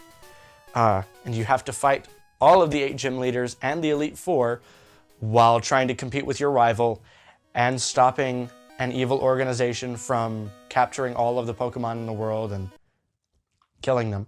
With all of that, it was a lot of fun. It is a very basic storyline until you get up to Black and White, where it is literally... We'll get there. We'll get there, and I will explain the story of Black and White, because Black and White is actually like, holy shit. Like I was saying earlier, I wasn't going into this game with a competitive mindset. I wasn't picking Bulbasaur because, effectively, he is the best starter for all of Generation 1, because whereas Charmander is weak to the first 2 gyms, Bulbasaur is not weak to the first 2 gyms. In fact, Bulbasaur's strong against the first 2 gyms. And you might be thinking, oh, but Brayden, Squirtle's also strong against Brock's gym. Yeah, but he's not strong against the 3 that come after it. You got Misty. Misty's a water type. Ooh, cool, type neutral. Then Lieutenant Surge and Erica, they're super effective. He don't take that. He don't take none of that. You know why? Because by the time I got to Erica, I had Kadabra, and Kadabra just steamrolled. But hear me out. I don't have a plush of him for just any reason. This is my favorite starter. I love, out of Gen 1 anyways. I wouldn't say he's my favorite starter overall, but Gen 1, Bulbasaur is quite easily my favorite starter. Not, again, because of the competitive aspect. I just like him. Look how happy he is. He's giving a wink. Look at him. I realized as I was rolling up to fight Gary at the end of the game, or Blue, or Babo, or whatever we're calling him in this review, I realized that my team was quite similar to what his was going to be, minus Executor, Charizard, and Pidgeotto? No, I had a Pidgeotto. It just died. But I had the Gyarados, I had the Kadabra, which evolves into Alakazam, but I don't have a link cable. Yes, I've got a copy of Pokemon Blue that I could have just traded over, but I don't have a link cable to plug into my GameCube. It's a long story. Long story for another day. I probably won't talk about it on another day, but it's a long story for another day. I accidentally brought myself into Gary's team, and for a good reason. Gary had, quite literally, probably the strongest team, obviously, that I fought in the entire game, because he's the last trainer you fight in the entire game. He better be hard. His team was built of the strongest Pokemon in the generation. Gyarados, like I said, has great type coverage. Kadabra is Kadabra. It's super fast, super strong, because crit ratios are determined by the speed of the Pokemon. Plus, in Generation 1, crits do double damage instead of 1.5 times like they do from Gen 2 onwards. And there's no weaknesses. Kadabra just wins. And I really genuinely only got Kadabra as a joke. That's why his name would have been. My name is Jeff. But he worked. Jay took over my playthrough and helped me so much. And without him, yes, I lost everybody except Jay and Pokemon Feet compilation, and I think like 2 other Pokemon in my box that I just did not care enough in the world about. They helped. I had a relatively decently balanced team, with Bulby being like level 42, Milo being like 44, 45 by the end of it, and Kadabra being like level 50 by the end of it, 55. Up until the Elite Four, I was trying to, anyways, level them up equally, but in Gen 1, unless you catch 50 Pokemon and get that EXP all, level gain is one of the worst things I've ever experienced. Now, is it because I'm used to Gen 8 level gain, in that even if you catch that started in Gen 6, when you catch a Pokemon, you get experience from it. In Generation 1, you can kill 100 Pokemon and gain like a level. It's kind of obnoxious, but later games fix it, and I'm not going to harp on it too much now. I will say, going back and going through how busted the game's mechanics properly were, and how everything was kind of busted and kind of could be done a lot better, I'm kind of glad I didn't play the Japanese version, because all of the issues that I had with American and, well, global Red and Blue were definitely not fixed. It wasn't even thought of, because they were worse in Japanese, Red and Green even. I realized that we've come a long way since then. Obviously, no running shoes. I'm just not even going to bitch about it, because people have already bitched about it. People are going to bitch about it forever. You get the bike in the 3rd gym. That's not too bad. Trust me, it could be way worse. You could just not have a bike the entire game. I'm not complaining about having a bike by the 3rd gym at all. Do I recommend anybody else go out and restart playing through all the Pokemon games at Red and Blue? No. No, I do not. Am I going to tell you guys now where I think you should start if you're starting up playing Pokemon for the first time ever, or playing it again for the first time? No, because then I wouldn't have all of these other videos to do. Like, I wouldn't be able to make videos about any of these other games. So why would I tell you now, but I can tell you in, could be 1 video. I could tell you to start at Generation 2. I could tell you to start at Generation 8. I don't know. I'm going to wait until I do all of those videos so I can bring myself back into the mindset of this is where you should start. Because I don't know. I don't know how you work. I don't know you. And I want to make more videos. So, get bamboozled. All that to say, I did enjoy my time with Pokemon Red and Blue. If you want to play it again, go ahead. It is still fun, still extremely busted from when I was playing it as a kid, but it is, again, still fun, and I do recommend you play it at least a little bit. If it's your first time jumping back into it, I wouldn't say start here. I'd say start with another one and then realize where we came from. If you don't like me at my Pokemon Red and Blue, you don't deserve me at my Pokemon Diamond and Pearl. Fight me, they're the best ones. Then, do as you please. Am I excited that Generation 4 is getting remade and coming out at the end of this year? Yeah. Am I gonna bitch at people for playing Red and Blue? No, that's stupid. Why would I? Thank you guys so much for watching. I hope you liked the new sort of style of video. I'm gonna try and do more of these, not scripted, just going off of the ideas that I remember in my head into the camera and then doing everything around it. I like doing these more because it feels more personal. If you guys don't, just let me know in the comments. It's fine. I know how to take criticism. But if you guys did like it, let me know by liking the video, subscribing like me earlier in the video without a beanie on said. And if you have things I could do better with these type of videos, be sure to leave them in the comments below. Again, I can take criticism, I can take hate. Come on, bring it on. How is it going, everybody? Now, I know you're not used to this type of unboxing from me. You're used to the whole overproduced 3 cameras, big studio lights in front of a table. But today, as you can tell by the title, we are unboxing a little mystery package from Facebook. Now, if you've been around with me for back in 2011, I highly doubt any of you were, I had a channel called Pegasus GT where all I did was Beyblade videos. And all I'm doing this month, which I have titled Bapril, is Beyblade videos, where, for the entire month of April, Beyblade. Bapril, it works. But for the first video, it's going to be a little short one where I'm unboxing something I bought off of Facebook Marketplace because it was a good price. Now, yes, it's horribly crushed, but it is, as you can tell by the title, the Sonokong version, which is just the Korean branding of the Takara Tomy Beyblades, of Ray Unicorno. If you don't understand anything about Beyblade, next week's video is actually going to be me talking about what Beyblade actually is, and where I fit into this whole Bapril thing, but that's beside the point. Today we're unboxing Ray Unicorno, or as it was known here in America, Ray Striker. Now, I picked this up off of eBay for, or not even eBay, Facebook Marketplace for about $12, I think, and it was sealed, so that's nice. It's not going to be for much longer. I'm going to try and open this without actually tearing the box any more than it is, because I kind of want to keep the box. There we go. And hopefully this is actually authentic. I don't know why it wouldn't be, but oh, there's more stuff in there. I'm like, where is everything? So there's all of the stickers for, ooh, my camera might end up dying, but we'll see.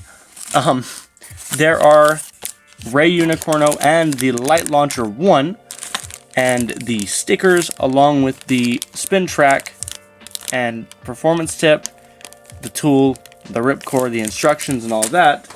And while we have a minute before the camera dies, we can take a look at the box, which is actually really cool and really interesting because it shows who owns it. Masamune, I don't remember his last name at all.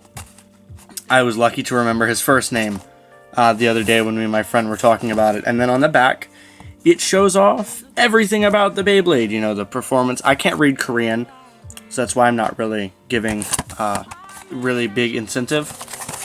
I can't remember if he was a balance type or attack type.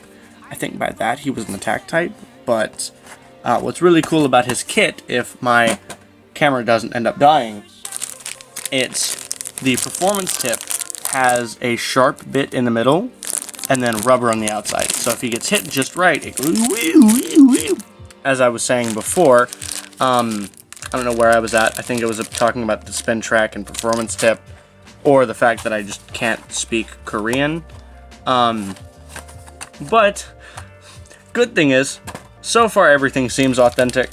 The lady did not really seem like she knew what she was doing, so I don't have a reason to believe why it wouldn't be.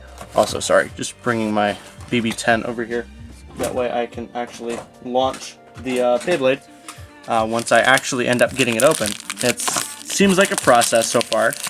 I have only ever opened 2 other Takara Tomy Beyblade, or I take that back. 2 other Takara Tomy hybrid wheel system Beyblades, because I did a lot of, not a lot, but a few of the Shogun Steel 0G Beyblades. So here we have the Unicorno or Striker energy wheel, clear wheel, whatever you want to call it, and the face bolt, which look really nice.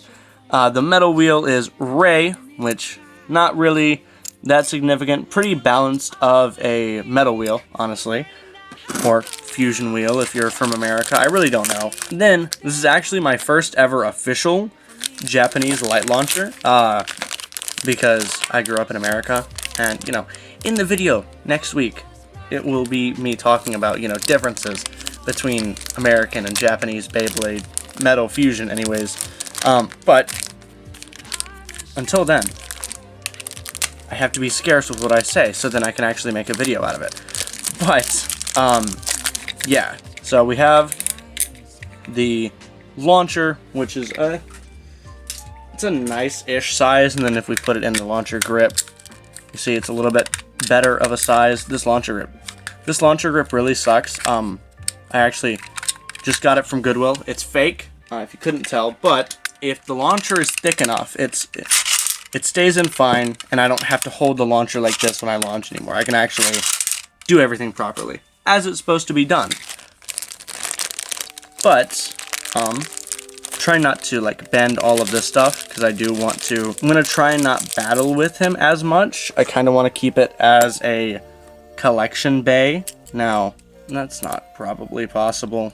I don't think it's going to be possible. I don't feel like actually opening this part of the thing up just yet, so I'm just going to use a tool that I had lying around. I mean, overall, he's a really nice Beyblade. I actually had Ray Striker once the Metal Masters series released, which, if you didn't know, Metal Fight Explosion was the Japanese Metal Masters. Metal Masters was the American continuation of Metal Fusion. It's, again, next week. But we can do a quick launch test of him, and you can see what I mean by, you know, that performance tip being, well, something special. It's very hard to, if you're wondering why that launch was so bad, I constrained myself for the sheer authenticity of when I was a kid, or when I used to make Beyblade videos. You notice, like, once he slows down, it's just back to a normal speed Beyblade, and now it's gonna be like a speedy montage, not a really speedy of me, but I'm going to put the stickers on.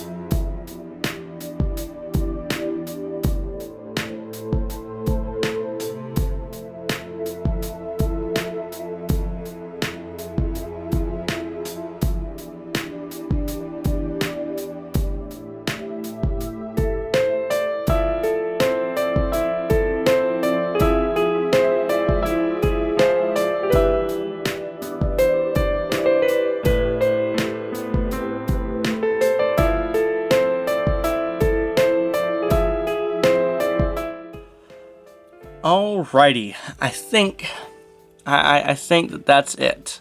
There were these 3 little stickers I just did not put on there because, honestly, I don't know where they go. But now that it has the clear wheel and metal wheel stickers on, let's do another spin test. Now, as you can see by the stickers on the metal wheel itself, now you know why I don't want to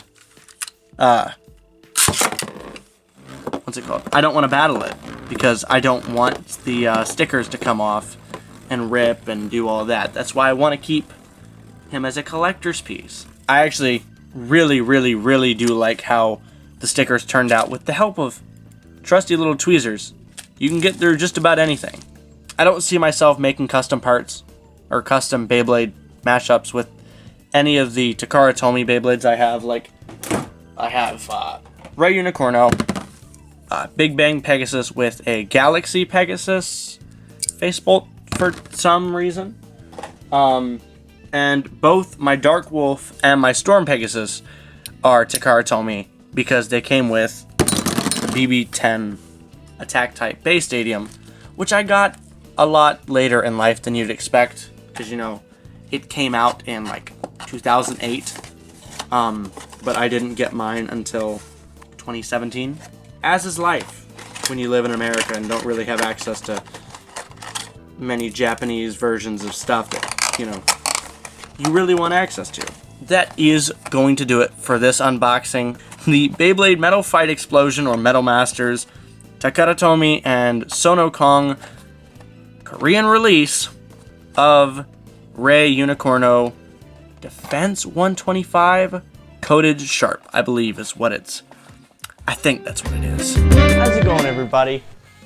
Today, I promised you guys a video last week when I unboxed Ray Striker, so I'm gonna provide it. Today, we're gonna be talking about my experience with the Beyblade franchise and the Beyblade franchise as a whole. Before we get started with the video, I just wanted to say about 85% of you guys are not subscribed. Now, for a channel my size, that's not that many. Actually, wait, it is. Because if you look at my Gamer Subs review, there's 2,700 views on that video. And out of that 2,700, you know how many are subscribed? This much. That's it. So, why don't you just go down there, click that red subscribe button. It helps me out tremendously because it helps my ego, and it helps us grow as a community. Also, while you're down there, be sure to hit that like button and ding that notification bell for every time we upload every Friday, unless I'm very, very, very depressed. And on with the video.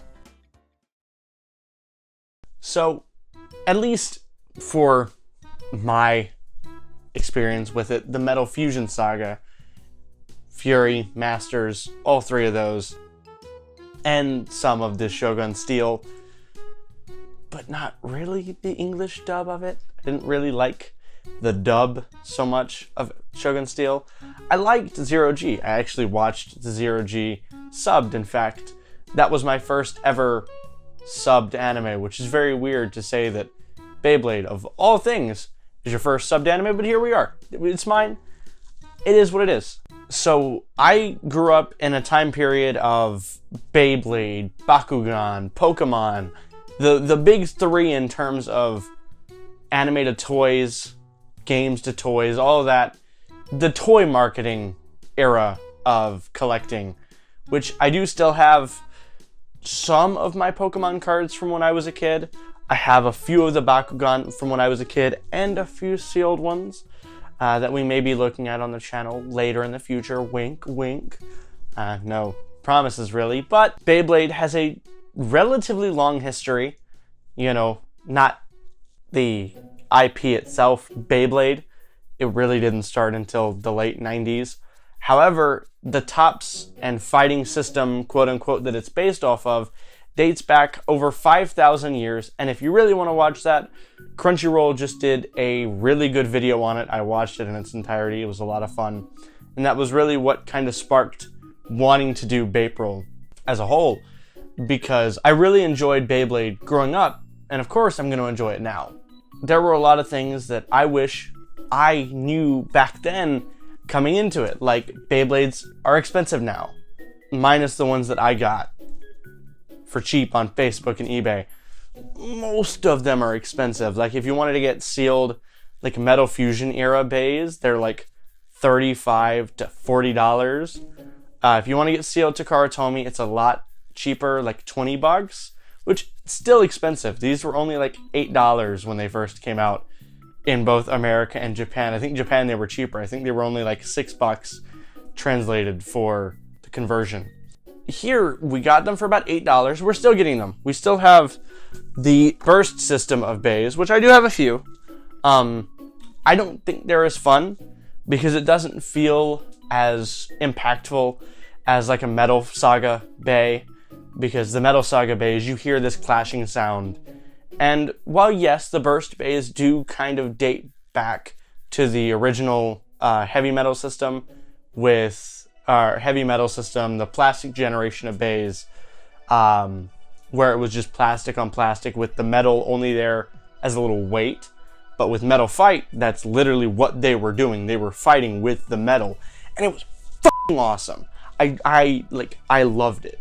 It was amazing. It was the coolest thing to fight your friends in the schoolyard, to bring people over to your house and launch a Beyblade and accidentally have it bounce out of the stadium and hit them in the balls. It was fun. It was like the coolest thing you could do as a kid, aside from Pokemon battling on the DS and Game Boy and all that. But this was tangible. This was actual physical things that you could challenge your friends to do, and it was a ton of fun. I just wish that the fun lasted for a long time. With Metal Fusion and the Metal Saga in general, it really came down to, well, this is dwindling out. How do we make it better? And at the time when Shogun Steel, I think, ended, Burst had already started in America, or in Japan. So they were already trying to transition the Burst series over into America, which, you know, good on them. It's fun and it's right. It's fun to bring kids into now because it's a lot less dangerous, because you're not having gigantic chunks of metal fight each other and potentially hurt yourself. Because I'm not going to say that I didn't hurt myself with like Flash Sagittario growing up, because in attack mode it's ovular, right? Like, it's completely dangerous, and I think that's fun. I think the fun of Beyblade is because it's dangerous. Like, obviously you play a Pokemon game on your GBA or your DS, you're not trying to kill each other. But me and my friends thought we were in the anime. We thought we were fighting to the death. It was fun. I loved it. It was exhilarating to just hang out with your friends. I've said this already in this video, but it was just a lot of fun. With the whole Pegasus GT channel, I started it because of channels like Illinook and Beyblade Geeks just having fun playing Beyblades. And they had a lot better equipment than me. They had iPhones. I had a webcam that recorded in like 480p that I didn't understand lighting. I didn't understand YouTube. Like, now I understand it a lot more than I did back then. But still, I had fun doing it. I would have my friends come over into my basement, which is where I lived, and play Beyblades, and we would record them. There would be no audio because we were children, but we had fun. That was how we had fun. If it wasn't video games, we were playing Beyblade. And like I said, I wish that fun stayed. Now, yes, I will still sit down in my floor and play Beyblade now as a almost 20-year-old. You don't have people that come over, in their 20s. When you hang out with your friends, you're not really thinking about Beyblade, right? Because, yeah, it's a kid's toy. It was a kid's toy. Yes, there are people like the Beyblade Geeks still around, still making really good, really high production YouTube videos about Beyblade. But my favorite era of Beyblade, obviously, Metal, Saga, Fusion through 0G, that isn't really what people are doing anymore.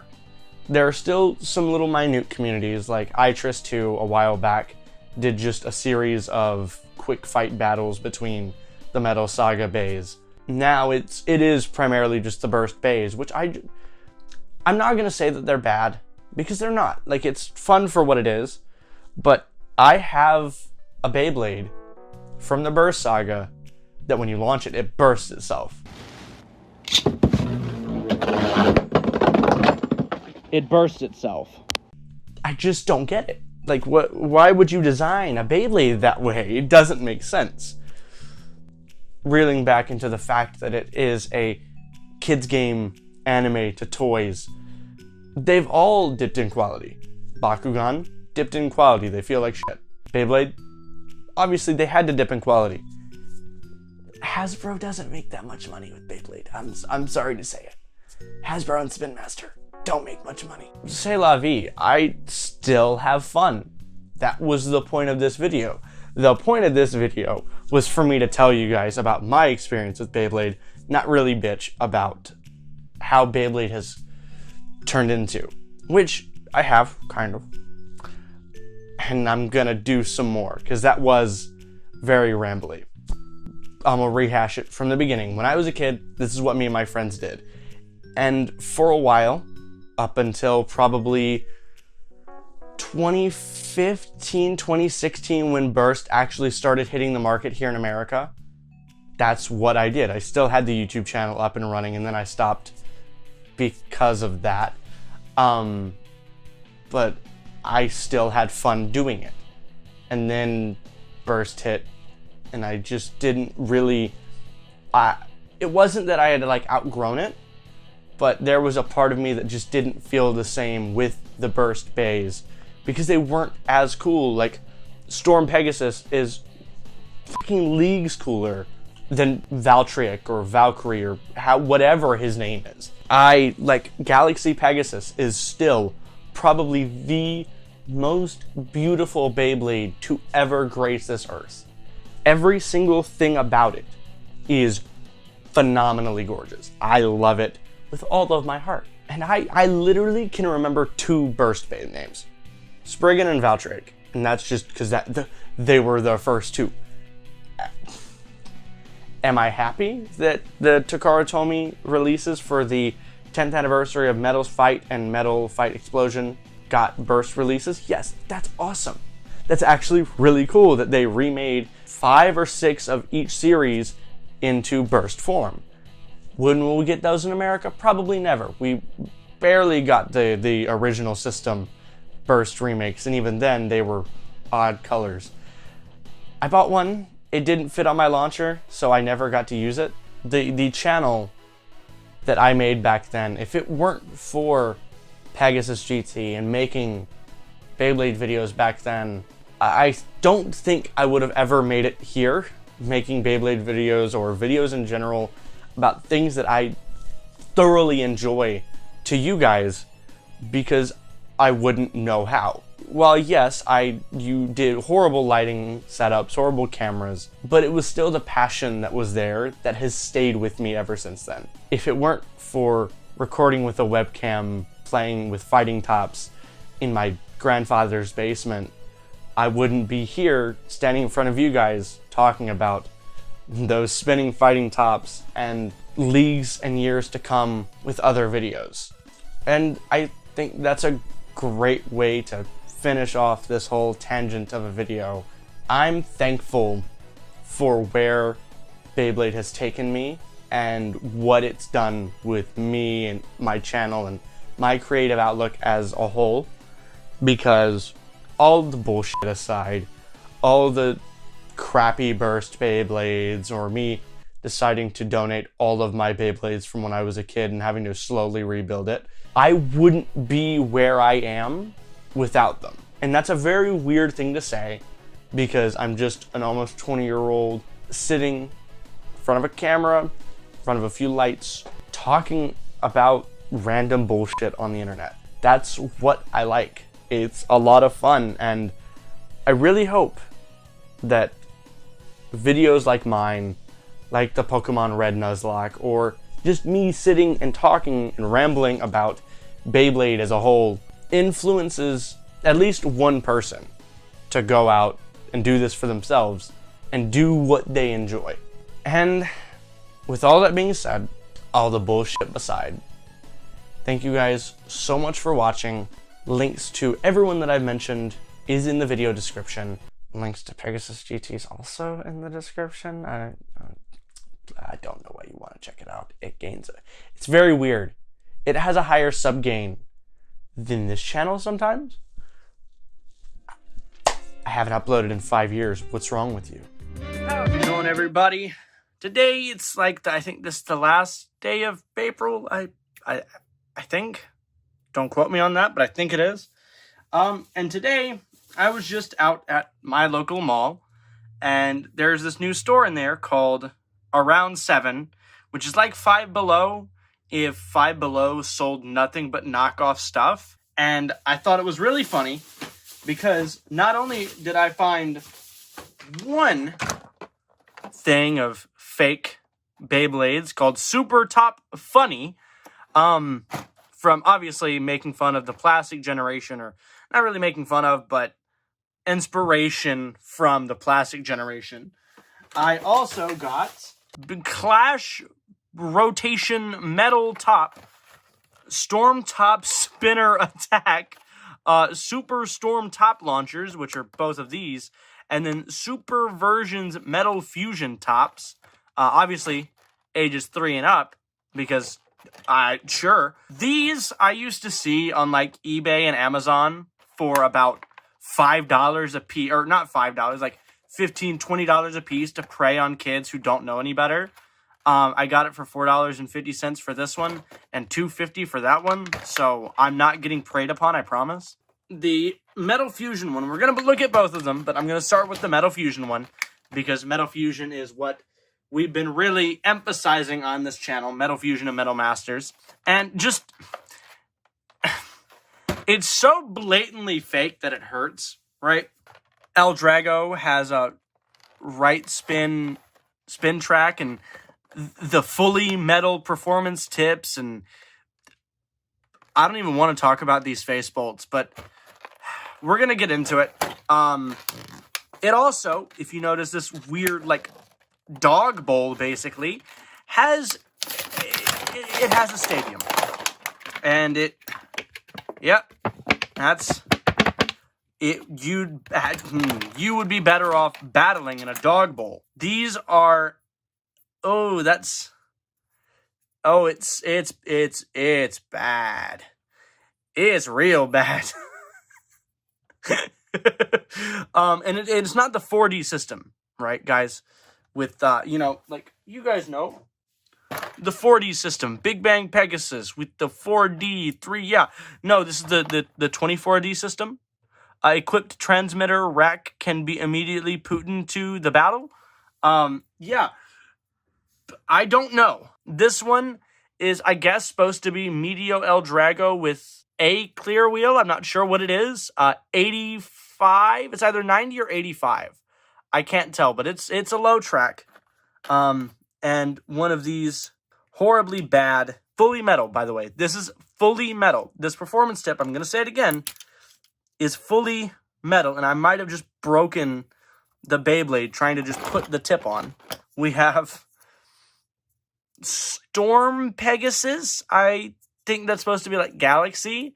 AD145 with no tip, probably also expecting you to use like the metal one, which we have 2 of the metal, not MB, like the actual metal ball. No, it's metal ball, like it's a metal ball tip. And then we also have metal semi-defense and metal sharp, I think. Sure, I think that's what we're gonna go with. And I just want to show this off, right? I'm not hamming this up for the camera. Watch this. Watch this. It just stops. It doesn't go all the way on. It just stops like halfway. It's disgusting. And look, that's how much they fill up the stadium. So try actually using these Beyblades. We also have Gravity Perseus. Was that 125 LF, I think? And then the worst of all, I think probably the worst offender. I'm going to tear the packaging off and throw it away. This is supposed to be Basalt Herogium. But look how hollow the Basalt wheel is. Like, it's bad. And then we've got the 2 fake Light Launcher 2s, which, what did they call them? The Super Spin Top Launchers? Super Storm Top Launchers. And then you've got 2 of the Light Launcher 2 ripcords that feel like garbage. Light Launcher 2 ripcords should not bend like this. But let's, yeah, that's fake launcher, all right. Let's try it in the stadium that they give you. Let's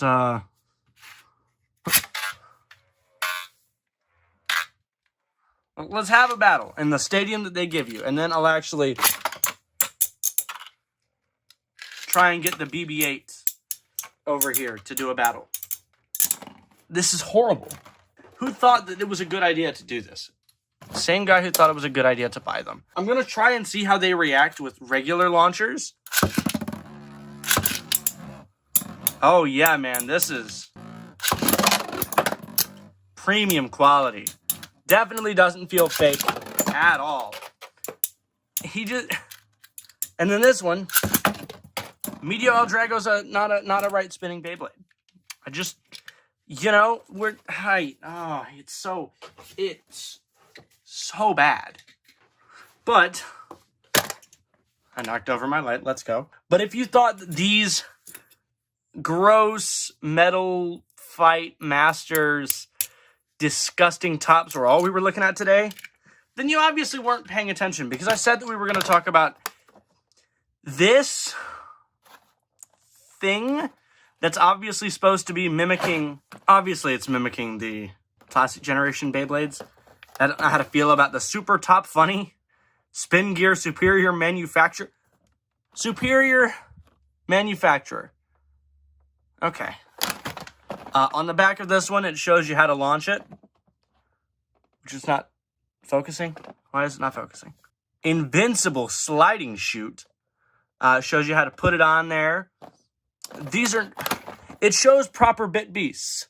Like, it actually shows the bit beasts on here. But you instead get Speed King. Speed King. Well, you get Speed King. Now, if you look, all of these are,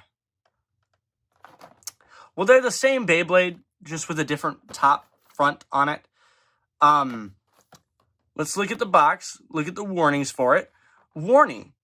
Toy not for children under years old. Please retain this package for future reference. And please keep any part out of reach of children. Super Century Design is who you have to thank for this. This is disgusting. But I bought it anyways. But yeah, these are about, these weigh as much as a single clear wheel. You can't, they don't open. You can't, I mean, why would you want to, that's not metal, that's more plastic. So these are just straight plastic with a little slightly metal tip. It's disgusting, actually. I despise this. We've got the top Cyclone launcher with a sticker that's already come off. Don't know where that was supposed to go, but let's... Oh, some of the super fight top stickers have come off too. That's just great. How does this go on? How do we put this on? I guess I should have, there we go. Okay. We've got the gargantuan ripcord, which I think is like the only good thing about this, because this actually feels like a relatively good quality ripcord. I presume that this launcher can actually be used for regular plastic generation Beyblades. I'm not entirely sure, so don't quote me on it, but I think it can. Now you see everything now. But I'm gonna try and just do a test launch because, like I said, it's all the same tip. Like, they're all the same Beyblade. So if you see one, you see them all. I'm gonna try and battle them, but inserting this ripcord is about as good as childbirth because of how long it is. And look how quickly they die out. Like, he's already almost out of stamina after seconds of being alive. They don't really stay on the launcher either. Yeah. This is bad. This is really bad. Hold on. I'm just gonna... oh, God. you can't, like, the battles with them, unless you bought 2 of these sets and have someone else there to help you, it's just, this is after 1 use, the ripcord's already done that. I'm gonna try and see if the burst launcher doesn't work. Burst launcher's too long. But, like, just, like, it gets caught. It doesn't even launch at full potential. This was a bad idea for a video, y'all.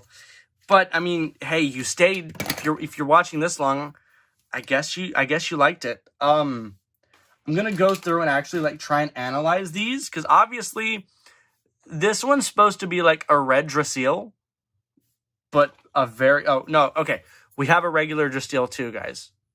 We have Drasil red and Drasil green. Trigger, I guess this is supposed to be Dronzer. I am so confused with most of these. Like, we've got, what is this, issue 1 Drasil, and then that's the evolved Drasil.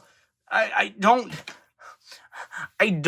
know anymore. This is just bad. Like, these are just horrible, horrible, horrible things. And I don't know why anybody would willingly buy them except to make a YouTube video for a very weird series that he has on his channel called Bapril. And look at this. I've had this open for 5 minutes, and the launcher grip's already falling apart. This is just bad. It's just like I don't have anything clever to say about it because it's just bad. Like, look at this. It got stuck. Thank you guys so much for watching the first year of Bapril. I'm going to try and do this every year, hopefully with better results than super top funny Century Contriv die-cast iron parts new. There's not a single bit of metal in this, so don't even listen to that. But with all that being said, again, thank you guys for being here already for this first year of Bapril. And next year, I promise, these unboxings aren't going to take up the entire week's upload. I'm actually going to try and do an unboxing in the middle of the week and then the proper review at the end of the week. But with all that being said, guys, thank you so much for watching. If you did enjoy, smash the like button down below. Leave a comment telling me what I should do for next year's Bapril. I already have some things in mind, but it is nice to have you guys' feedback. And with all that being said, I think because of these Beyblades and whatever this is, I'm gonna go get a tetanus booster. How's it going, everybody? Today we're in a much different place than I usually am, with much different things than I'm usually in front of. I decided I've been watching a lot of Linus Tech Tips, and my computer's been disgusting. So I decided to give it a little cleanup and upgrade the cooling in the system as well. Because, as you can tell by these screenshots, it's been running pretty hot, and I don't like that. But first, before we get into the video, let's take a word from our sponsor, me, telling you to subscribe.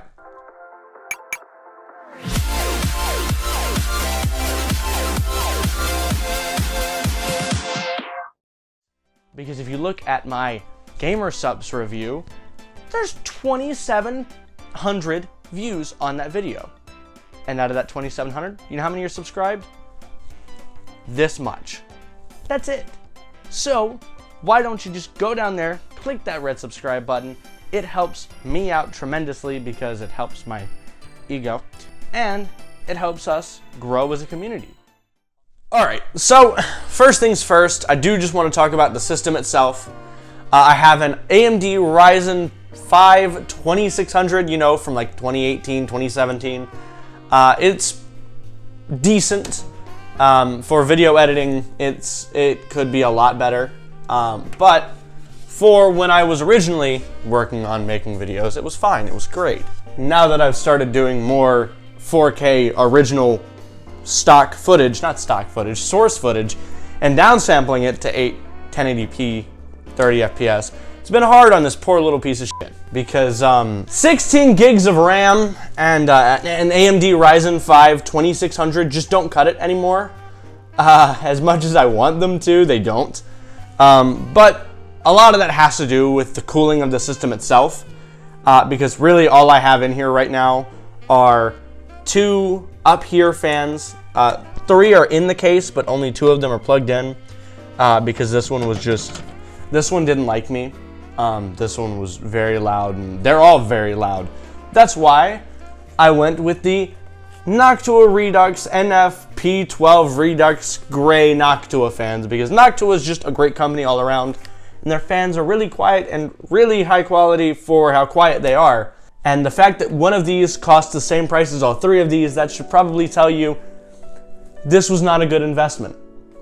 Just a thought. And another thing that I'm having to do is upgrading the actual stock cooler from the Ryzen 5 2600, because while the AMD stock cooler is far superior to like the Intel one, and half the time you don't even get an Intel stock cooler anymore, when you're editing and just when Cinebench is running at 80 degrees on single core, there's a problem, a very big one, and it could be that the system is just very dusty. And I've got the YouTuber shill Dyson vacuum to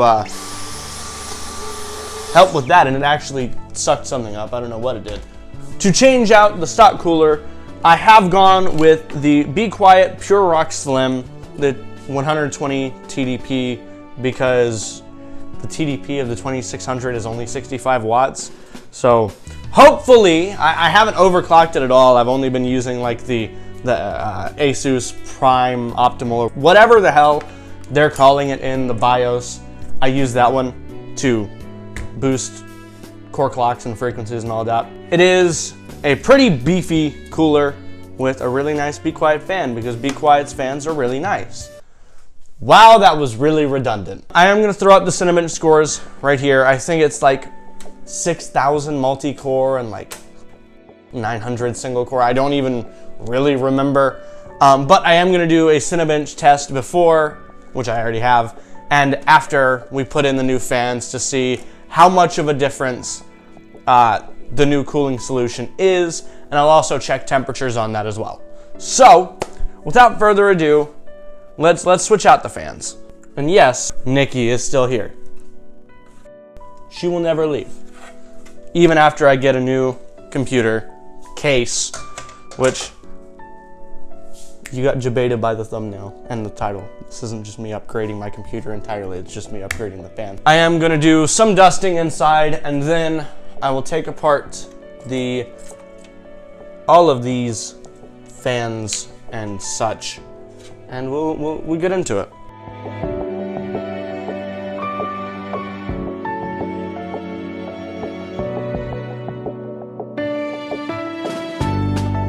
See, like, look at how filthy this fan is. I know you can't probably see it that well, but it's gross. So now that all of the fans are out, we can take a little bit of a better look at the system. You can't, because I don't have a proper camera crew like Linus does, and I don't feel like moving my... Actually, you know what? So, we have the Ryzen 5 2600 along with a GTX 1070 Ti FTW edition. You know, just the cream of the crap. I can't say anything. It does what it needs to do. And then the power outage, if you pay attention to Texas at all, you'll know that we had a power outage in February, and I was playing Team Fortress 2 when that power outage hit, and my computer decided it wanted to eat shit, and I haven't been able to run my GPU overclock ever since, which I don't know if fun is the word. I don't think fun is the word at all, because I can't even play Valorant with a minor GPU overclock, or else it will just die. Like, it literally just crashes Valorant. I am going to wait a little bit on the Noctua fans. I'm going to set these over to the side so that I can reinstall the AM4 bracket that I've been waiting a minute on, and putting in the new cooler, which uses the AM4 bracket rather than its own. Like, using the AM4 backplate, that's fine. A lot of coolers do that. But I don't know why. It's just weird to me that it uses the actual AM4 bracket. You guys really can't see now, which is great.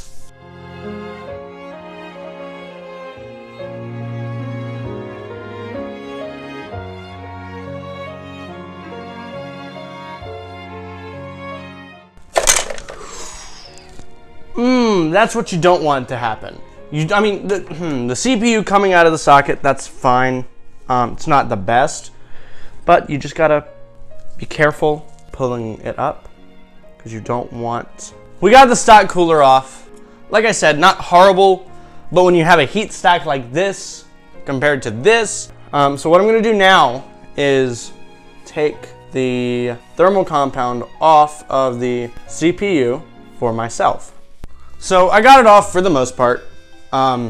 There is thermal compound on my hands, and that's fine. But what you're gonna wanna do is take the CPU itself and find the little triangle on the motherboard, which I'm trying to find it now. Set that down in there, nice and tight, and then we're going to put it down. When I took the cooler off, the back plate came with it. I have to reposition the back plate back there. So now what we have to do is re-screw in. Part of me really wishes I had Linus's really cool orange ratchet screwdriver, but I don't. I probably never will. And the good news is, now I can put the, whatever this is called, the back of the PC, the back panel, that's what it's called. I know my things. I can put it back on while trying to keep the cable management at like kind of decent. Now, if you notice up here at the front, it is completely, it looks like somebody decided it was a good idea to just drop kick my fucking computer. And that's kind of what happened when I moved back to Texas from Boston, which is where I filmed the first Pulsewave video. They decided, the FedEx people, the outside of the box was fine, but somehow the actual computer looked like it had been drop kicked because there was a dent all right here, like right in the front. You can probably see where it bows, and they wouldn't fix it. They said that was the person that packed its fault. They packed the computer. So it is the person that packed its fault, and the person that packed it is them. Alrighty, the AM4 bracket is back on the computer.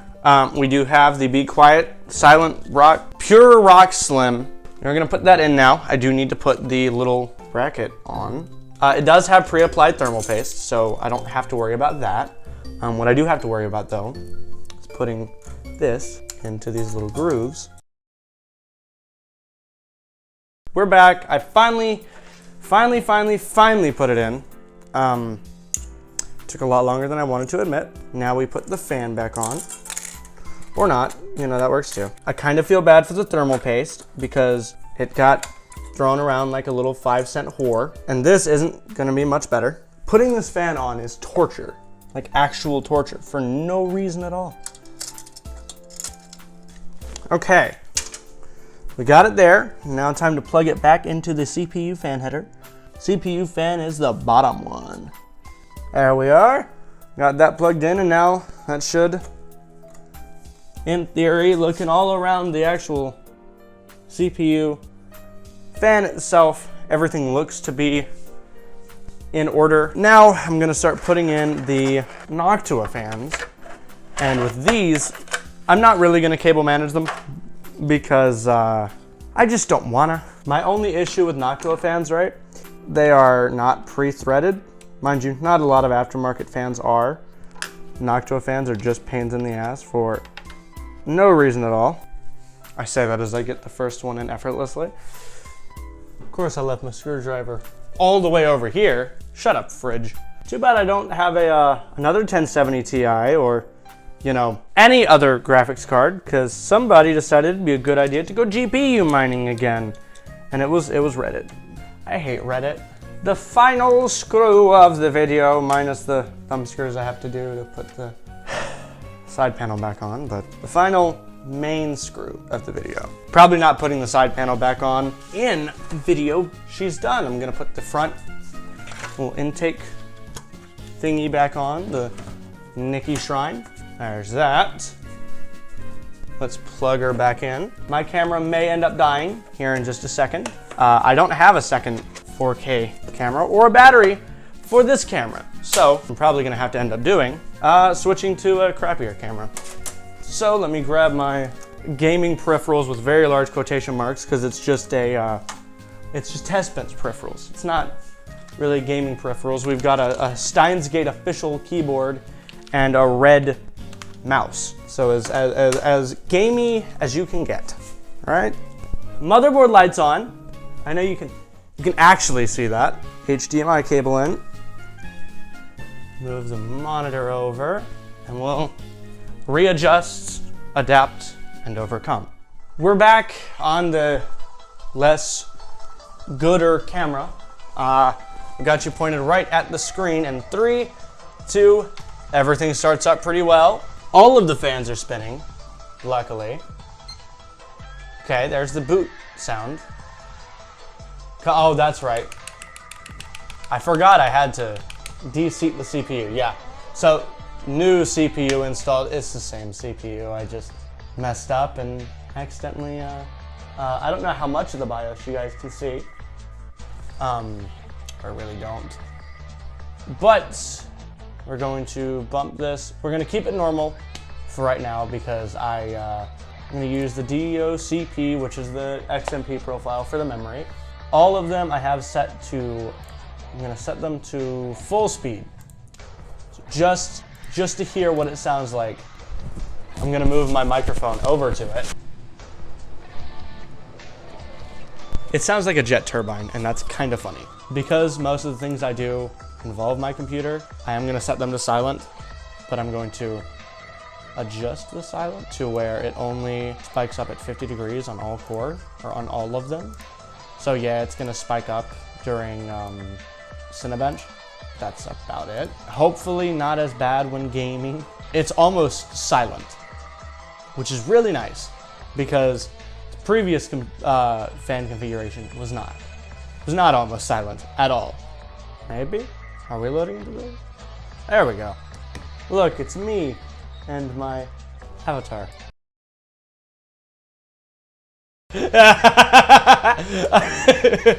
I forgot that was my fucking wallpaper. So yeah, let's look.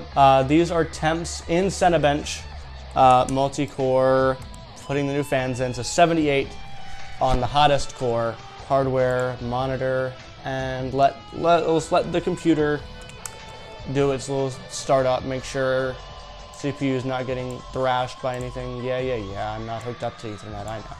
This is as good a time as any to test it. The same exact build, last time got 6344, which y'all will be able to see better in a few minutes. So I'm gonna run these 2 tests and then I'll get right back to you. So, yeah, the lighting's a lot worse now. As you guys saw with the Cinebench scores that are right here, it did a surprising amount better just putting new fans and a new CPU cooler on it. That's just the benefit of thermals, I guess. If you guys did enjoy this different type of video where really all I did was upgrade a computer and make fun of myself and copy Linus Tech Tips with B-roll and just computers in general, be sure to smash the like button down below. Leave a comment telling me what I should do next. Be it, I don't know, another Gamer Subs review, anybody? Haha! I'm just kidding. They haven't released a new flavor that I want to get yet. Thank you guys again so much for watching. With all that being said, I'm going to go play Valorant on my new computer. I'm here. We're in the new apartment. But look, I've got the same desk. I've got same poster. It's almost like I never left. Even though this is not my studio, this is my dining room.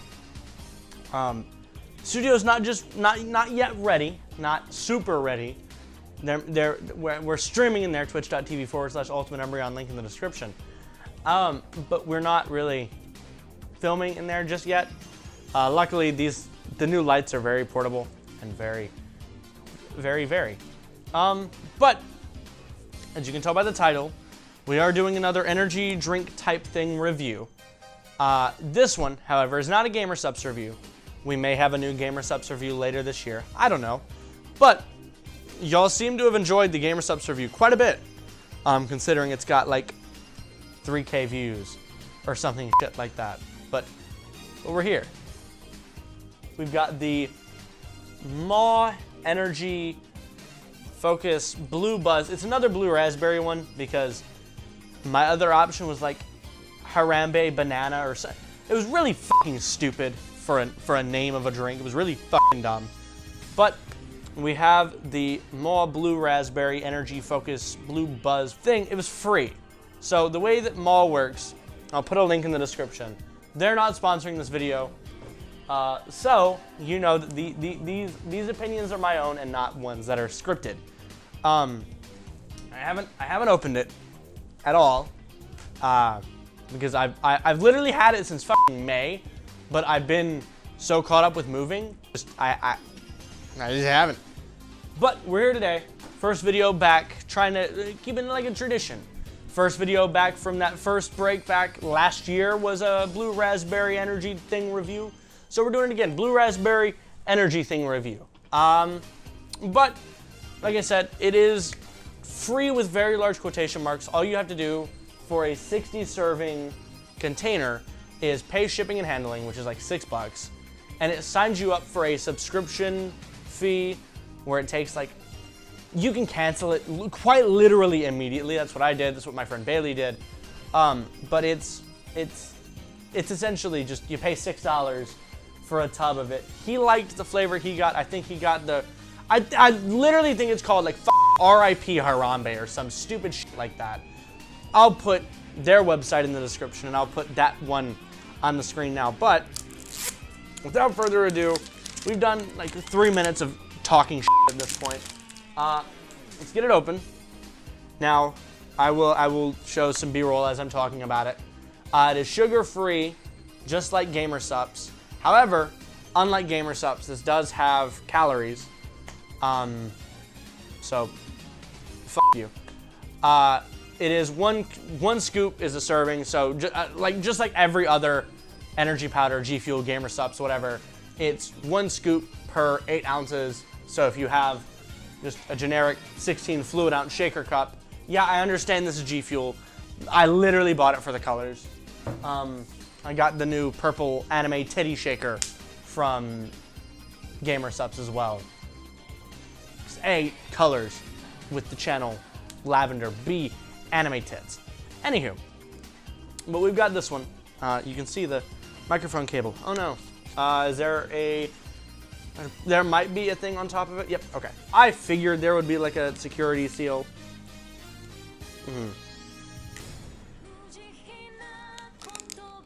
So the top of it's blue.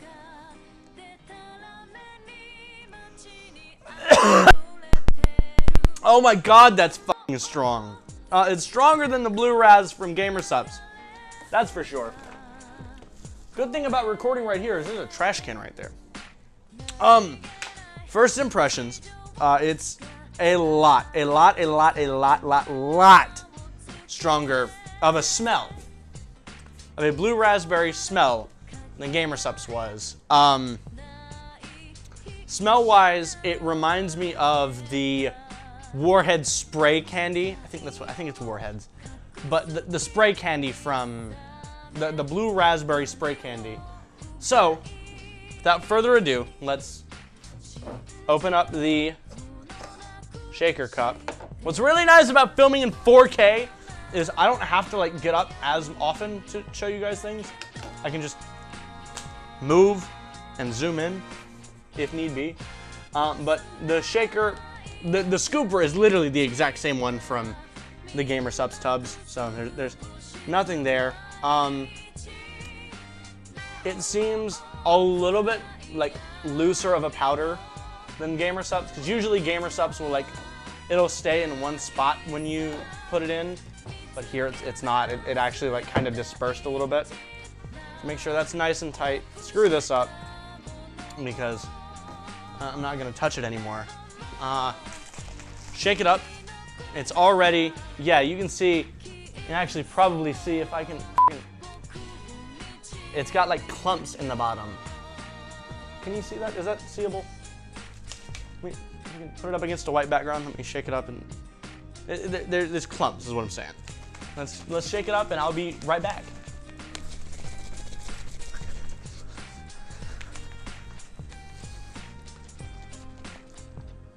Okay, I think we got all the clumps taken care of. Expectations going in comparison to Blue Razz from GamerSupps, which still to this day is way too tart for me. Like, if I drink it, I have to dilute it with like dragon fruit, which I do. Like if I get like, I don't buy the tubs of the Blue Razz, I only buy the tubs of the dragon fruit just because it's really good. But mixed in,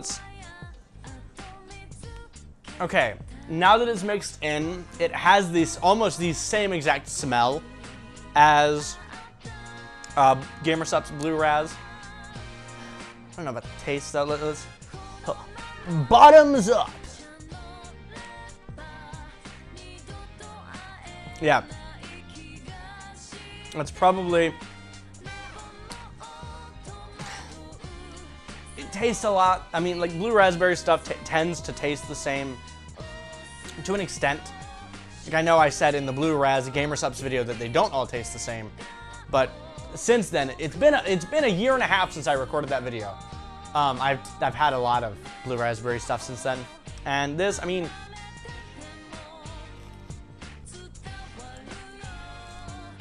it's just as tart. Actually, okay, maybe not just as tart, but it's relatively tart. Whereas the Blue Razz GamerSupps taste closer to like a blue raspberry Dum Dum or Sucker. This has, I don't want to say it's got like a melted icy flavor to it, but it's got like a melted icy flavor to it. Like it feels closer to like a melted icy drink. Like, you know, the fucking ices you used to get from Kmart. Like one of those, but you let it sit in your car for a while. And it is this. I won't say it's not bad, so to speak, really and truly. I don't know. My face is having a lot of fucking issues because I'm really not like these motherfuckers are bright. These two motherfuckers right here are bright as shit. Like I can't see my camera now because I made a mistake of looking up at that. But it's pretty good. I'm not gonna buy it ever again because I have a tub free and there's no real reason for me to buy it again. Because just like if I were to pick, so far, out of everything I've tasted the superior sample pack from G Fuel or whatever the fuck. Like there's 7 flavors, and then from what I've tasted, like the 7 main flavors, I feel like that changes often. But at that time, April of 2020, excuse me, that was the flavors that they had, and it was decent. Cotton candy was very, very bad. The fruit punch smelled really good, but it was extremely tart and not drinkable, really. The sour cherry was really good. It was just very sour. And then I think that's the last one I tried because I don't like lemonade, which you can, yeah. And then from GamerSupps, so far all I've tried are the limeade or the lemon limeade, their original sample pack, then the citrus lemonade from their sample pack that they sent when I bought the first, or when they sent me the one to make the video last time, which they didn't send me it to make the video. They sent it to me and then I made the video. And then now there's the mango meta in the sample packs, which I still have sitting over there because when I bought the titty shaker, it gave me a sample pack, which I didn't ask for, which I'm not complaining because it gave me a free thing of Blue Razz that I could mix in with my tub of Dragon Fruit Punch. But they did recently release a new waifu candy, which that's the, I might be picking it up eventually. I'm not sure yet because I haven't ordered it yet. I don't know what it would taste like because I don't know if it's like cotton candy or like twirly candy from G Fuel or whatever. But the Maw is decent. For $6, I mean, yeah, it's fucking tart. It really does just taste like a melted fucking blue raspberry icy. But for the $6 that you pay, $6.99 or $6 something, for the shipping, for the free one, it's not bad. It's really good for $6. However, it's the same price as Gamer Sups afterwards, and it's less servings. It's like how G Fuel is 60 for $36, and Gamer Sups is 100 for 35. So it's just, anyways, all that to say, it was pretty good. I don't see myself buying it again, but who knows what the future holds. I know what the future holds for this channel quite a bit. I've got a lot of stuff planned for this year now that I'm in my own place, and I actually have a place to be creative rather than sleeping and breathing in the same fucking room that I work in. Like, this is my bedroom. Behind you is the studio. I can do so much in this studio compared to the limitations I had in my bedroom. It's amazing. It really is. But with all that being said, guys, thank you so much for watching. Hopefully, videos, once this goes up, which is going up on the 8th or the 9th, you're seeing this on July 9th. I know I said 2 weeks for videos to be back, and it's been 3, but I'm sorry. However, once you see this, it should be every Friday. I hope. How's it going, everybody? Today, instead of talking about like an actual video game, I decided I wanted to talk about a video game console. Now, I know that the Switch Lite has been out for about 2 years now. However, this version, the blue version, which is actually more of a GameCube purple version, I guess, came out in about May of this year, and it was my first Switch Lite. So, that's the perspective I'm going to talk about it from. My first purple Switch Lite. So, overall, the Switch Lite is actually a surprisingly decent console. Now, I didn't go out of my way originally to get any of the smaller versions of the consoles. Like, my 2DS I bought within the last year. When a bigger version of the already small console would come out, that's usually what I would spring towards. Like with the DSi, I bought a DSi XL. Actually, a friend of mine traded me for my DSi because he liked the smaller one. I'm like, okay, cool. Free DSi XL. With the Switch, I not only, because of the color, because this is a beautiful purple, purpley blue, blurple type thing, I thought that it would be a nice investment to have like a perfectly portable Switch. That way I can just leave my normal Switch sitting in the dock. And for the most part, it is a great way to have all of my games digitally without having to worry about carrying around the game cards. Now, I do still have a few game cards, and I'm still going to get some more because I like playing my console Nintendo Switch. But the Switch Lite, like I said, it's a very nice alternative just to have something, put it in a bag, call it a day. When I first saw it in person, I was at a Target, back when they were still doing the in-store demos that you could still play, you know, remember back before the dark times? Yeah, well, they had a yellow Switch Lite on display, and I'm like, ooh, let's play some Tetris 99, and it was very small. The screen is shorter than your phone. Like, if I put my phone up to it, the actual screen itself is shorter, but it is wider. So it gives you a proper 16:9 aspect ratio, whereas the phone is like 19:9 or something really, really weird. A lot smaller than you'd think, but that doesn't hinder the performance or the playtime at all. I had no issue sitting there playing it until I was looking at it through my viewfinder when I was recording the B-roll. It was like just sitting there playing it. It's a lot more comfortable than the Nintendo Switch normally. Like with my normal Switch, I have the Satisfy grip because, wow, that thing gets cramped. But here, I still don't have a Satisfy grip, not because I'm too lazy to get one, but I don't feel like I need it. because with the D-pad and the games that I play on it, I don't really like, it's not as joysticky, and if I need to use my joystick a lot, I'll just use my Pro Controller. Yeah, there's no kickstand. Braden, how are you gonna do that?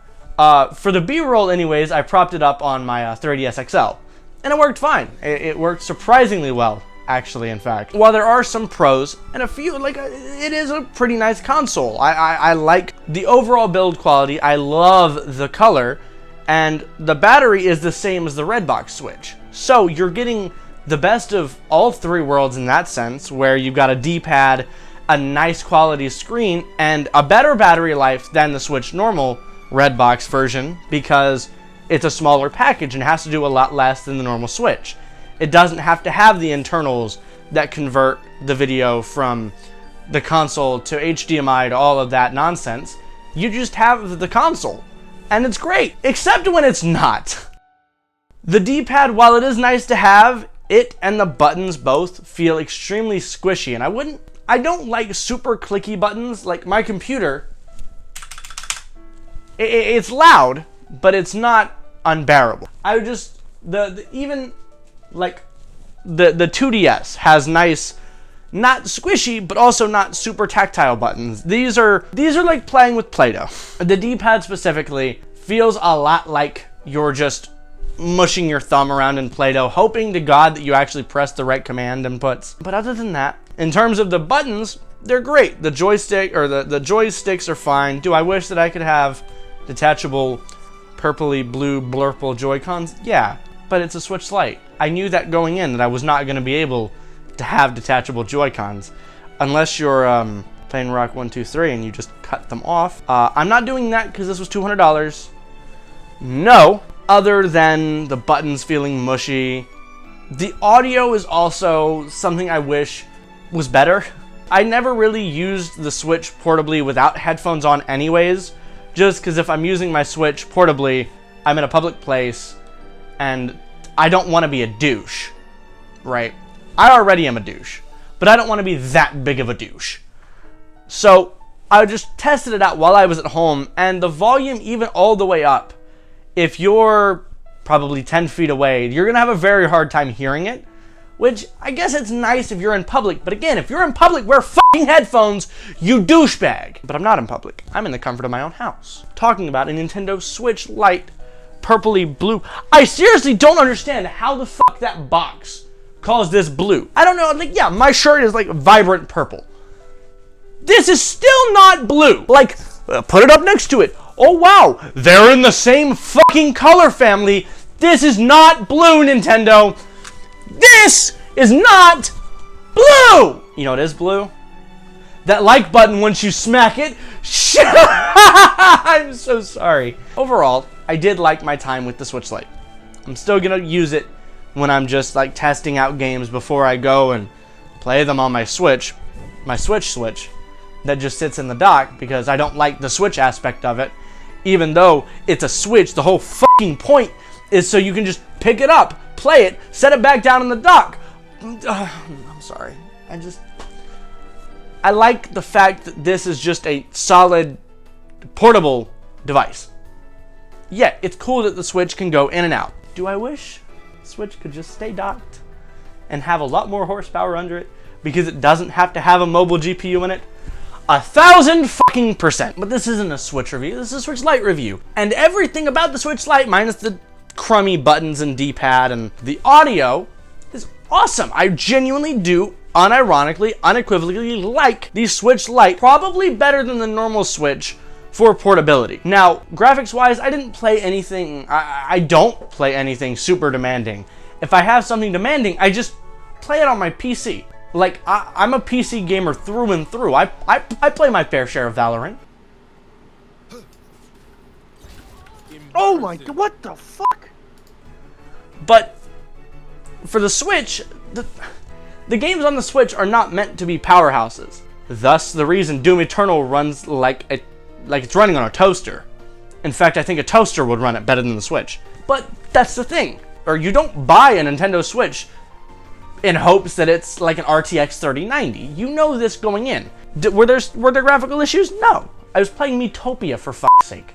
If there are graphical issues on a 3DS game, there's a fucking problem. I do think that is a good place to wrap it up. Me rambling about the Switch Lite for what seems like an eternity. If you did enjoy this weird one-off video, be sure to just smash the like button. It helps me out. If you haven't subscribed already, there's 1% of you that have subscribed. Out of everybody watching these videos, just press the button. It's right below the video. It's right there. Just press it. It'll make me happy. And with all that being said, I'm gonna go play some more Miitopia on my Nintendo Switch Lite. Adieu. Ow! How's it going, everybody? We're back with another Grimy to Glory. I know I haven't done one of these in like 7 months, but I have a really nice one. You saw it in the thumbnail. Like, I don't, like, not spoil these in the thumbnail. If you've seen the thumbnail, you've seen the video, right? But today, we're gonna be fixing, I mean, not really fixing, because it works. Like, everything on it works perfectly fine, right? However, I got some buttons from the people over at retromodding.com. Remember the ones that gave me an affiliate code and then out of nowhere just stopped letting me have the affiliate code? Yeah, them! But I got a new screen lens because, as you can see, this one is a little non-existent. And I figured what better way to go with purple, or to go with black, than to have lavender, or, you know, the Super Nintendo purple. Especially because it goes with the channel colors. So, they were out of the start and select silicone buttons, so I don't have those. But I've got the screen lens and the buttons, and that's what we're going to be doing. We're going to be swapping them out. Now I just got to make sure that I've got the right, both of the screwdrivers are here, and we're just gonna hop right on into it. I don't have any IPA, so really, literally all we're gonna be doing in this video is putting the screen lens on and swapping out the buttons. So it's gonna be a little short and sweet, but I will have a more in-depth DMG breakdown within the next few months, because I do have a second one. This is obviously the Play It Loud black version. I have my father's. Ooh, that was scary as fuck. I've got my dad's Game Boy from when he was in the military, which, again, the face plates, the screen lenses on these just did not stay true at all, and I don't know how. Like, the one on my Game Boy Color, perfectly fine. The one on both of my Game Boy Pockets, perfectly fine. I don't really get it, right? But we're just gonna get into it and deconstruct it. Now, I don't know how I'm gonna do this. Maybe you're hearing this, maybe you're not. But yeah, we're just straight chilling. Just gotta remember, you know, try wings to try wings, not try wings to not try wings. I have taken this Game Boy apart before, just to look, because if you can see, there's a fair amount of battery corrosion on it, but if you put the batteries in the right way, it's fine. It's one of those things where you literally just wiggle the battery around and bada bing, bada boom, you've got a working Game Boy. But these battery, or not these batteries, but the screws in the battery terminal are being a bitch and a half.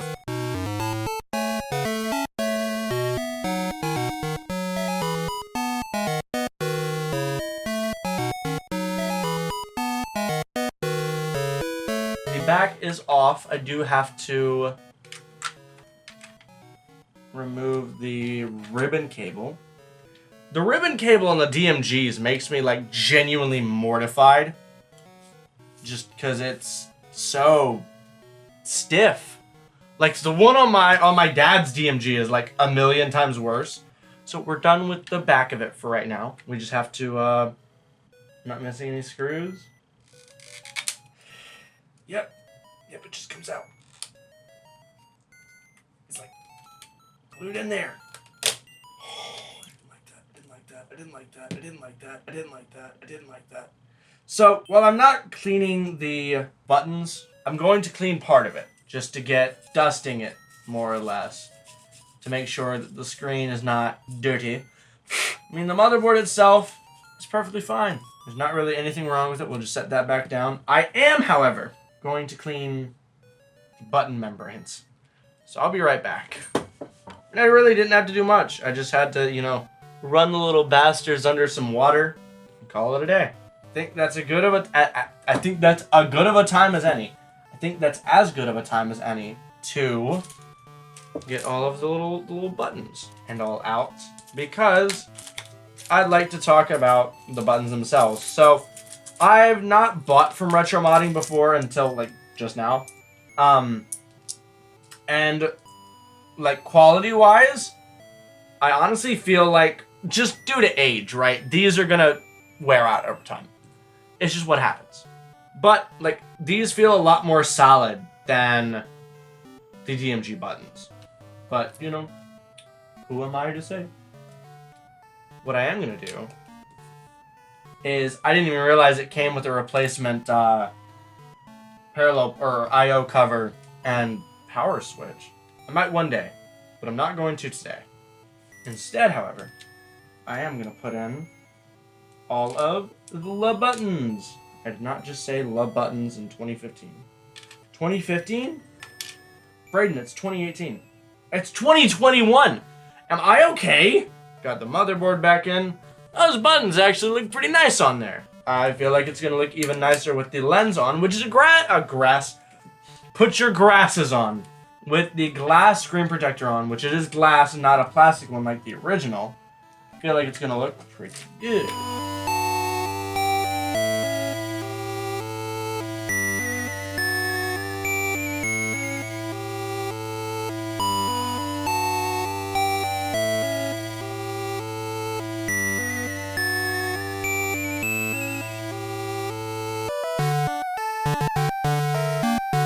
Time to put everything back together and hit the inside of it with a little bit of a dusting while we're here. I did give the screen, the speaker a little bit of a dust too. With the new house, I just completely forgot to get any isopropyl alcohol. Considering this is an entire series on my channel, I don't know how. I don't know. But I did. I really do not want to mess this up. The buttons feel nice. Considering this is, like I said, the first time I'm using it, it actually feels pretty nice. Okay, gonna throw the bats in, just to make sure that it's fine and dandy. I didn't kill the ribbon cable. Look at me, this is literally the first Grimy to Glory that involved the word ribbon cable. That it didn't get messed up. So I count this as a win. Not only do I get a black and purple Game Boy, I also get the satisfaction of not killing, or not even killing it, just properly putting in a ribbon cable. Again, yeah, like I said, if you've been keeping up with the series, both of the Game Boy, or the Game Boy Pocket that I took apart, didn't put the ribbon cable back in properly. When I cleaned my childhood Game Boy Color, didn't put the ribbon cable back in properly. When you get the point. You get the point. I don't. Me and ribbon cable, no friend. I didn't even realize when I ordered the parts. I really thought I was just getting up, down, A, B. I didn't realize I was getting a power switch and cover for the link cable. I didn't. I'm okay with it, because like I said, the black and purple, like I knew it was gonna look good, right? I got black and purple everywhere in my office. My Switch, for fuck's sakes, is black and purple. Or black and lavender even. I knew it was gonna look good. I just wasn't, I don't know why, I just wasn't expecting it to look this good. And, that's just how we do it. We'll put the batteries in, make sure it works before I put the screen lens back on. Dumbass. I'm literally over here telling you guys about how... There we go. So, it works. We know it works. I'm putting the battery cover back on it. I'm not touching them again. But, drum roll, please. I'm going to try and get that centered on there, so... that. Oh, wrong way, wrong way, wrong way, wrong way, wrong way. It's time for the finishing touches. The screen lens. Oh, hopefully, right, this 3M tape lasts longer than whatever crummy tape that they used on the original. Because if you know, the original screen lens for the DMG, why is that not coming off? There we go. The original screen lens tape, glue, whatever, did not stay on to save its life. But now, let's just put it down with some bubble wrap. I did not really, there's no way I've already scratched it. I'll get the microfiber cloth eventually and clean it before I take the thumbnail picture. But, that is gorgeous. Like, unironically, I don't know which one you can see it better on. That one, but this one. That is phenomenal. Much better than I was expecting. But that is gonna do it, because I mean that's all I really had to do for this video. So if you guys did enjoy and want me to bring Grimy to Glories back and do more than just handhelds, like I always say, support the video. Like, comment, and subscribe. Tell me what console I should do next. Like I said, on the horizon, I've already got all the parts for it, minus a soldering iron to fix the screen because, well, there's no 3 batteries in it, but there's vertical lines, which, stay tuned for how to fix that. You really just hover a soldering iron over. If there is anything else you guys want to see me do, I think I have 2 more main video ideas I could do, minus putting an IPS screen or a backlit, which that's another thing I want to do. I wanted to actually put like a IPS or a backlit screen into this, but that's another project for another day, another DMG. But with all that being said, guys, thank you so much for watching. Again, if you want to see more, click the playlist at the end of the video or in the description, or just comment telling me you want me to do more, and I'll do more. So all that being said, guys, thank you so much. Peace, guys. How's it going, everybody? Today we're back with another proper game review. Wow, I never thought I'd say the words. And it's a relatively controversial one for once on the channel. Instead of trying to just play a game that I thought I would enjoy at the start, I went into this game thinking that I was gonna hate it. And that's just strictly due to the fact that I don't like MOBAs. If you're not catching on, it's Pokemon Unite, the newest game in the Pokemon franchise. I don't know why I put quotes around it. It is the newest game in the Pokemon franchise. It's just not a mainline Pokemon game like Pokemon Sword and Shield or Pokemon Diamond Pearl, like a mainline Pokemon game. It's a spin-off Pokemon game like Pokemon Snap, which I still need to do a review of. I'm just really goddamn lazy. However, we're here with the Pokemon Unite one because like I said, it's a very controversial topic right now as to whether or not it's pay to win, and that's a topic for later in the video. For right now, I just want to talk about the game. Now, in my opinion, it is not as bad as people are thinking. Like, I don't like MOBAs. I absolutely fucking hate League of Legends and Dota, right? But I really enjoyed my time playing this game. I played a bunch of games, like today, at the time of recording this. That's what made me decide to do this video. Like, I wasn't originally going to do a video on Pokemon Unite. However, after actually playing the game, I really did enjoy my time playing the game, and I will be playing some more once I get back from my trip this weekend. I mean, like, if you've got friends to play it with, I genuinely highly recommend it because it is free to play. Now, people might say, oh, but Brayden, it's pay to win. It's not. You're paying for item upgrades, but here's the thing. If you play the damn game by itself, if you just play the game, you get the item upgrades for free, right? I've got over 300 of the item upgrade items. I'm not a high enough level to do it yet. I've still got like 2 or 3 levels until I can start upgrading my items. But even then, it's not hard to do. You just, yes, you can buy it with real people money, or you can just earn from the missions, the coins that you get just playing the game. Then you can put them into buying the things. It's not. I don't understand the pay to win aspect. Like I can get why, because someone can just buy all of the coins and the gems to get all of their items up to the max level prior to the game's release.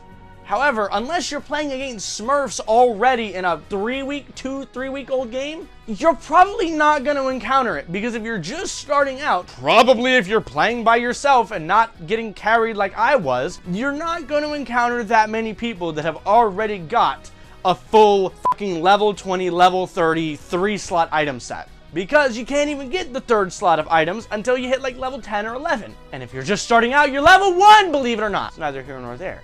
I'm level 7, I think.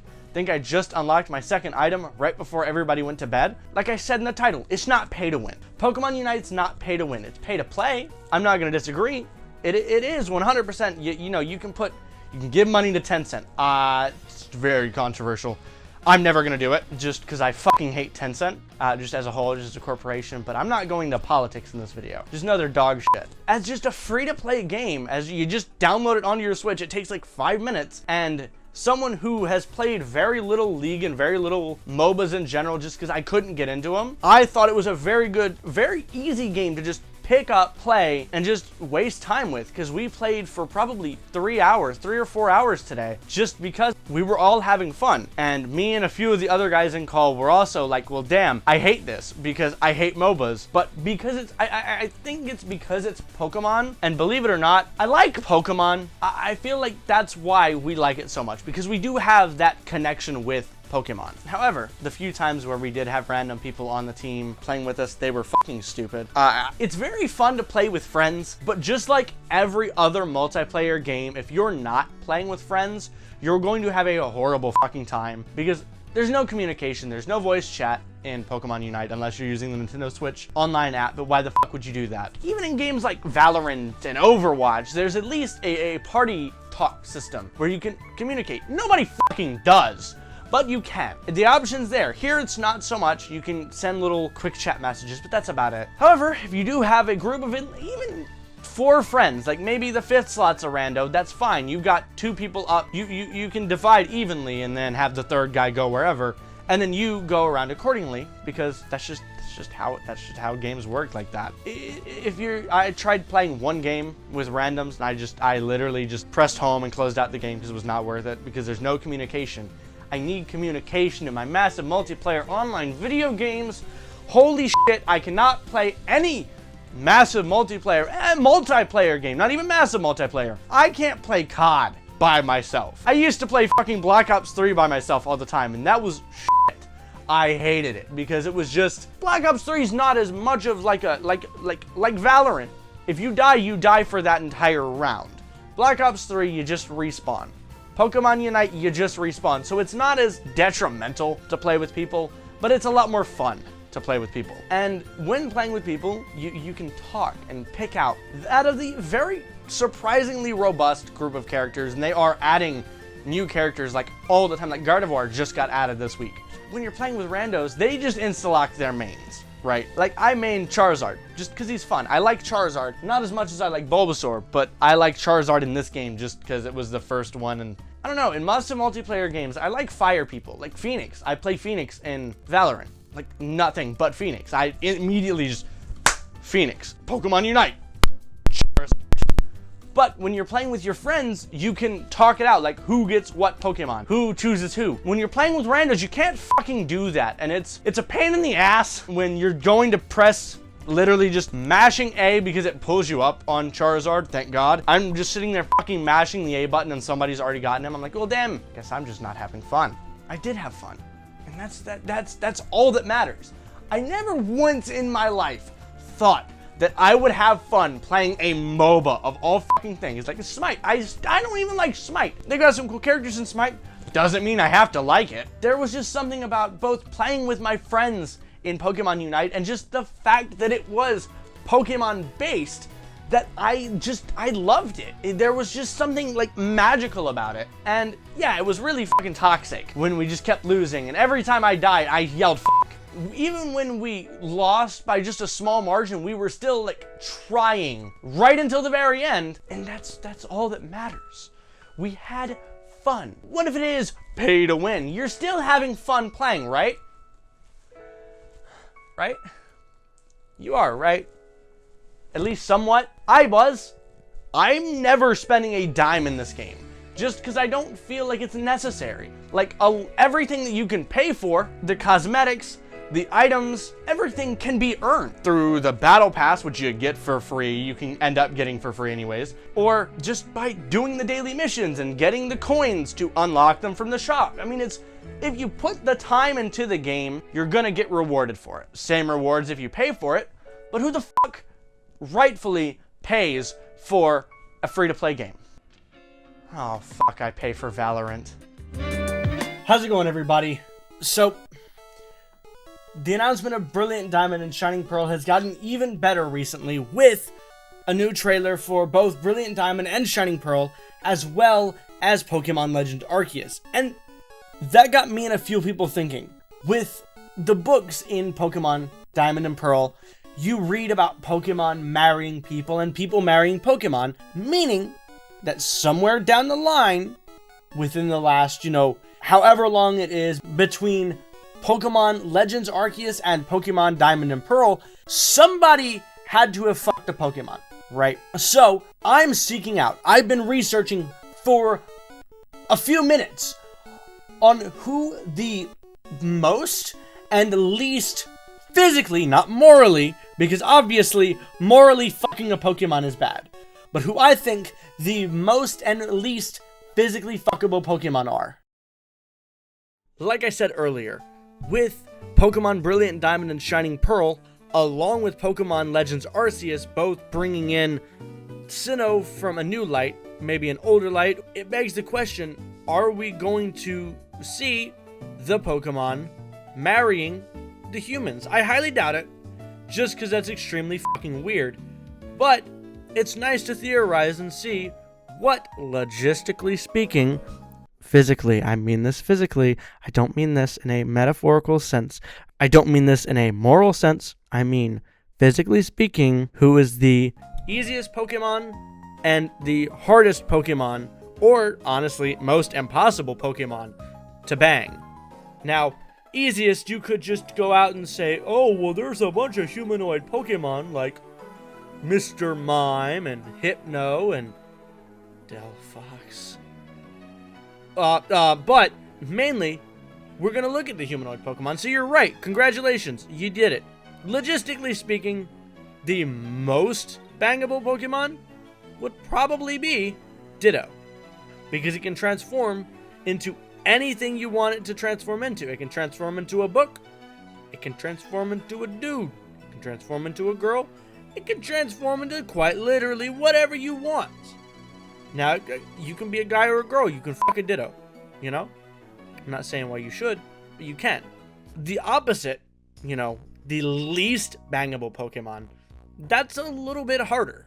While there are a lot of non-humanoid Pokemon like Venusaur, Serperior, Tangela, there are exceptions to the rules of the non-humanoid Pokemon. Jigglypuff, that's a non-humanoid. However, it can puff up, give you a nice good face bang. This started out as a joke, but I committed to talking about the least bangable Pokemon, and damn it, that's what we're doing. There's a bunch of options. You could say Voltorb, because it doesn't have a mouth, but then you think, oh, you can just evolve it. Now it's got a face you can fuck. Most non-humanoid Pokemon still have mouths, and even the ones that don't, Magnezone, you can find a way to get around it, I'm sure.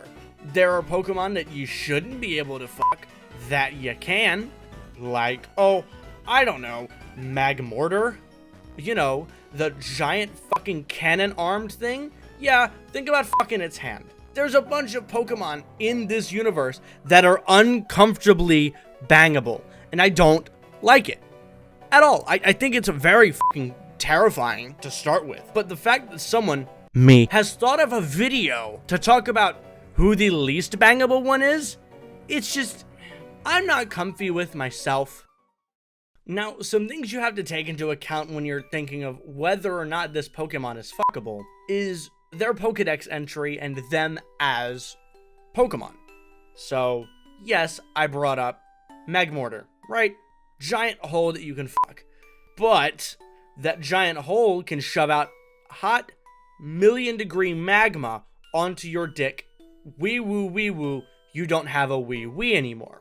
Then there's Pokemon like Wishy-Washy, which is just a giant school of fish. Would you fuck each fish one at a time, or would you fuck the big fish that is comprised of a bunch of fish? I don't know. I don't know how that would go about. Going off of Pokedex entries, you've got Pokemon like Hypno. You wouldn't want to fuck a Hypno unless you're a child, and even then it kidnaps you and kills you. Susan Wojcicki, please know that I'm not condoning killing kids. It's literally in its Pokedex entry that it will kill you. Please do not ban me. Please. But if we're going solely based off of Pokedex entries, we can think of a Pokemon like Shedinja. If you're trying to hit a Shedinja from the back, it sucks the soul out of you. And I don't mean like grapefruit technique sucks the soul out of you. I mean literally reading its Pokedex entry, your soul goes into the back of the fucking Pokemon. And I hope to God you're not trying to fuck the Banette that you threw away as a Shuppet, because now you're gonna get fucking killed. Because Banette's whole thing is that it's got a grudge. If you throw away a fucking Shuppet and it evolves into a Banette, you better fucking run. Because that thing will kill you in a fucking instant. Now murder, that's all just ghost type Pokemon, right Brayden? No, Beware will hug you and snap your fucking back like a goddamn twig. Beware's entire existence is crushing you to death. Wouldn't you want that? No, I think I've rambled long enough about multiple different Pokemon that you could think, oh, these are the most unfuckable Pokemon or whatever. But I'm gonna take it to the streets. And by to the streets, I mean to my job and ask my manager who he thinks the least fuckable Pokemon is. Sir. Yes. So who do you think the least fuckable Pokemon is? Not an answer. Okay, so that's Not morally, just, physically, you can't fuck it. I mean, I guess Magnezone would be the one? Incorrect. Okay. It's Ditto. I feel like that's the opposite answer. Incorrect, because it can transform into your mom.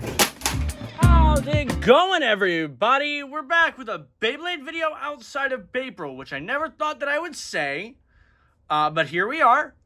And it is of the Beyblade Burst Pro Series Elite Champions Pro Set, which is, to my knowledge, the closest that Hasbro will ever come to making the Takara Tomy Beyblade Burst tops, because these here, the Chozi Valkyrie or Valtryek and Chozi Achilles, are, minus a few part combos, the Takara Tomy versions. At least the layers are, right? And we actually got a stadium that is closer to a Takara Tomy stadium than we've ever gotten before, because, well, just look at these. These are disgusting. As somebody who's been Hasbro probably their entire lives, this is gross. I hate this. But this is amazing. And we have a Japanese-style light launcher for the Beyblades, both Chozi Achilles and Chozi Valtryek. If we look on the side, we've got two of the tops, the Valtryek and Chozi Achilles, the two launchers, and if we can get down here without any mishap, we've got the Elite Champion Base Stadium, which is, for all intents and purposes, the Takara Tomy standard-sized base stadium. Then, if we look on the back, we've got more of the combos. We've got the burst-resistant wings, which is what makes it really the Chozi Valtryek. The D63P disc, which I know nothing about Beyblade Burst tops, right? So these parts, these mean nothing to me. But we have the D63P and the PR09 because Valtryek is a right-spinning attack-type Bay. Just look at that. That doesn't seem legitimate. I feel like that's not like a proper representation of its attack power, but we'll see, because we are going to do some test battles. Then we've got the launchers and the Chozi Achilles, which is the Achilles top or layer, D55P and PR05, which I believe the PR05 came on one of the Jokers. Correct me if I'm wrong. I'll put the right one up on the screen. But I did get this from Walmart just recently, like probably 15, 30 minutes ago, and let's get into it. Like I said, the top is just Beyblade Burst Pro Series. The side, it shows Chozi Valtryek with the sizes, and then Chozi Achilles also with the sizes. And then back to the front, we've got something that Hasbro doesn't ever really do, and that's show off the Beyblades without showing off like some random kids launching the Beyblades. Don't worry about that. That's the wife's, because as you know, office is a guest room. Yeah. So let's get into it. Sadly, I don't have a crew with me to do this, so it's just me. Taking it out. The box is now empty, as you can see. So I'm gonna toss that over there with the rest of the boxes. Then we're gonna take a look. Here is the Hasbro Takara Tomy style Bay Stadium, which to me personally, I really do like the way the stadium is. Kind of weird that this pocket isn't, like this foot pocket thing is not the same size as the others, forcing you to put the little feet things on it, which, that's that. But now it's time to get more into like the actual bays, since we've taken a brief look at the stadium, and then in a little bit, we are going to do like a proper battle in the stadium, which it looks like someone already has. But I just bought this, so unless somebody returned it, that's not possible. Let's put the lid back on, set it over here with the parts inside of it. Just taking a look inside the little packaging that they give you. We've got the 2 light launchers, which are right spin only. And if you want to give that QR code, I know in the Beyblade Burst app, that's a thing. You can scan in launchers, and these are compatible with the whatever the Takara Tomy version of the Bay Pointer is, or for the Burst version of Bay Pointer, I'm sorry. That is compatible with these. You can just clip it on there, call it a day.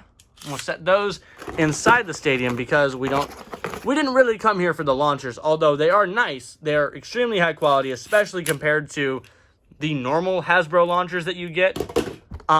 Here's the instructions, which a Hasbro thing post Beyblade Metal Fury that comes with stickers? What the heck? I was as surprised as you were when I first saw this, because I did watch Beyblade Geek's video on it a while ago. I am not good at putting on stickers, so I think I'm just gonna put the little dot sticker on the driver and call it a day. We'll set that aside and just take a look at the instruction manual for a minute, if I don't rip it. That's how you put on the stickers. I'm okay. I'm good. But, it just shows how to put on stickers, how to prepare the top, and how to battle, which I'm sure all of you by now watching this, all 10.5 thousand of you that watched the El Drago video, why? Again, still confused.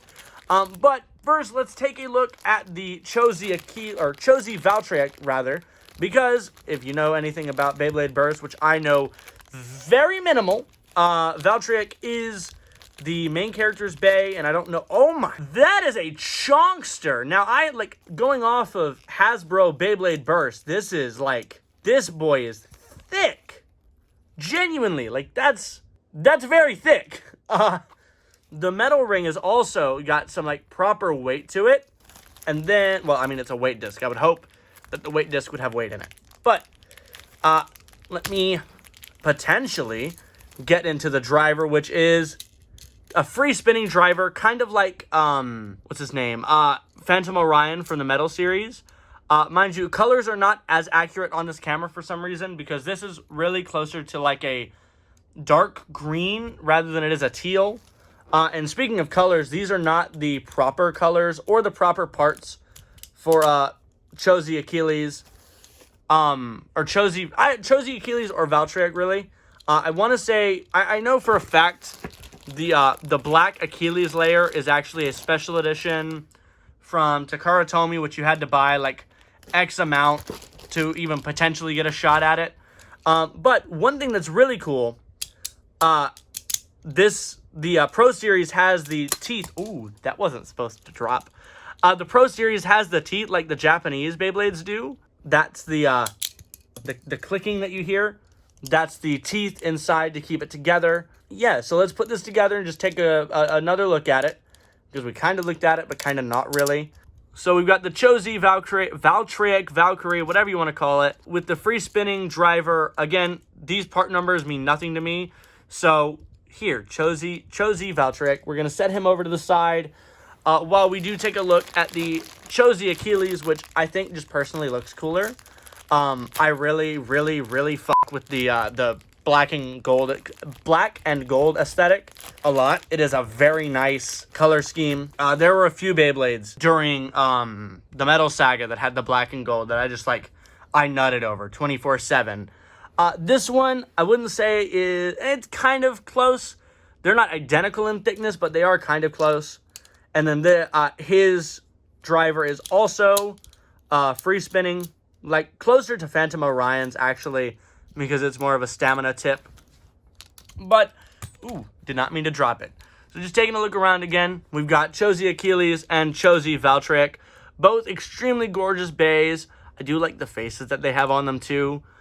Side view, bottom view, and I think it's time now to do some test spins, and a test battle. So I'll be right back.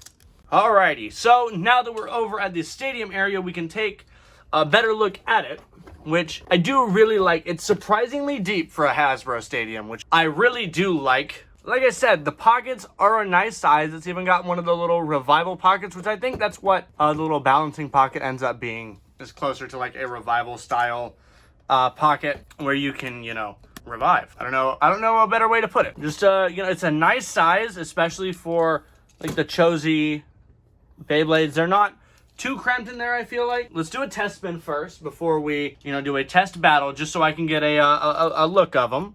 So first, we're gonna do the Chozi Valkyrie.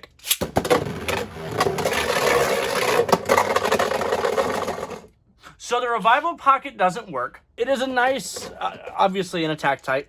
Did not do anything at all, which one thing I forgot to mention earlier, it does have the burst resistant wings, so that whenever it spins really fast, these pop out like that, and it gives them more of a chance against bursting. So let's try that again. Proper attack type launch. There we go. Like I said, genuinely, so far, really liking the way that these feel compared to normal Hasbro Beyblades, which, if you know anything about Hasbro, you know that their quality is not the best. Not saying that it's horrible, but it could be a lot better. Now time for Chozi Achilles. 3, 2, 1. Ooh. The free spinning tips, or drivers rather, on these Beyblades they're gonna take some getting used to, just because they do sound a little weird. Now let's do the first ever test battle, at least in this house, of the Beyblade Burst Pro Elite Pro Launcher Set thing. 3, 2, 1, let it rip! Let it rip! Okay. Well, that was very anticlimactic. Wow! That revival pocket really does stink. That is, I know it's not, that's not what it's meant to be. It's not meant to be a revival pocket. That's just what I call it. Not actually what it is, but let's try one more battle, hopefully with a better outcome than that, because that was kind of sad. I'm not gonna lie to you. So,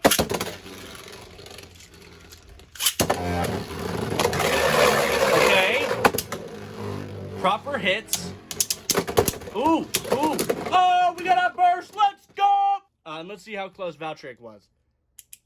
Oh my goodness, Valkyrie was also right on the verge of bursting. So I feel like, as an avid burst hater, right? The main reason was because I didn't have Japanese or the Takara Tomy bays, because Hasbro's burst system it's decent, but it's very obviously a kids series. Burst in Japan is aimed more towards older kids and all that.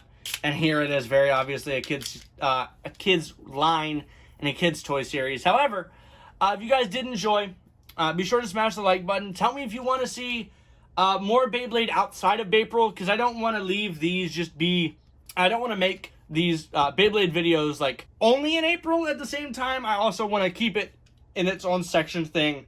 If I do end up doing more, they're not going to take up the Friday spot like this one does. I'm actually going to try and do them throughout the week. Like halfway through the week, I'll do another Beyblade video. But with all that being said, guys, again, if you did enjoy, smash the like button down below. And obviously, you guys are loving the Beyblade content, as known by the El Drago video. And with all that being said, guys, thank you so much for watching. This is Pulsewave signing out. Let it rip, guys. Well, shit. How's it going, everybody? Merry Christmas. I know this is going up around Christmas. I'm not sure exactly when I'm putting it up. However, it should be around Christmas. And I've even got the PC behind me. The lights are themed to Christmas because I didn't know of any other way, because I don't have Christmas lights. But that's okay. It is what it is. Today we're going to be talking about that PC, and you know, there was supposed to be an entire build video dedicated to this PC, but I got frustrated almost immediately when building it, because building on camera versus building by itself is way more annoying and hard and stupid. I figured in this video we would go over me talking about the benchmarks, which I've got a whole little book of the benchmarks that I did on it, how it handles video editing, and after I finish this video, I will put in the comments how long it took to render it, just because I'm very extra. Without further ado, roll the intro, and I'll talk to you in a minute about what happened.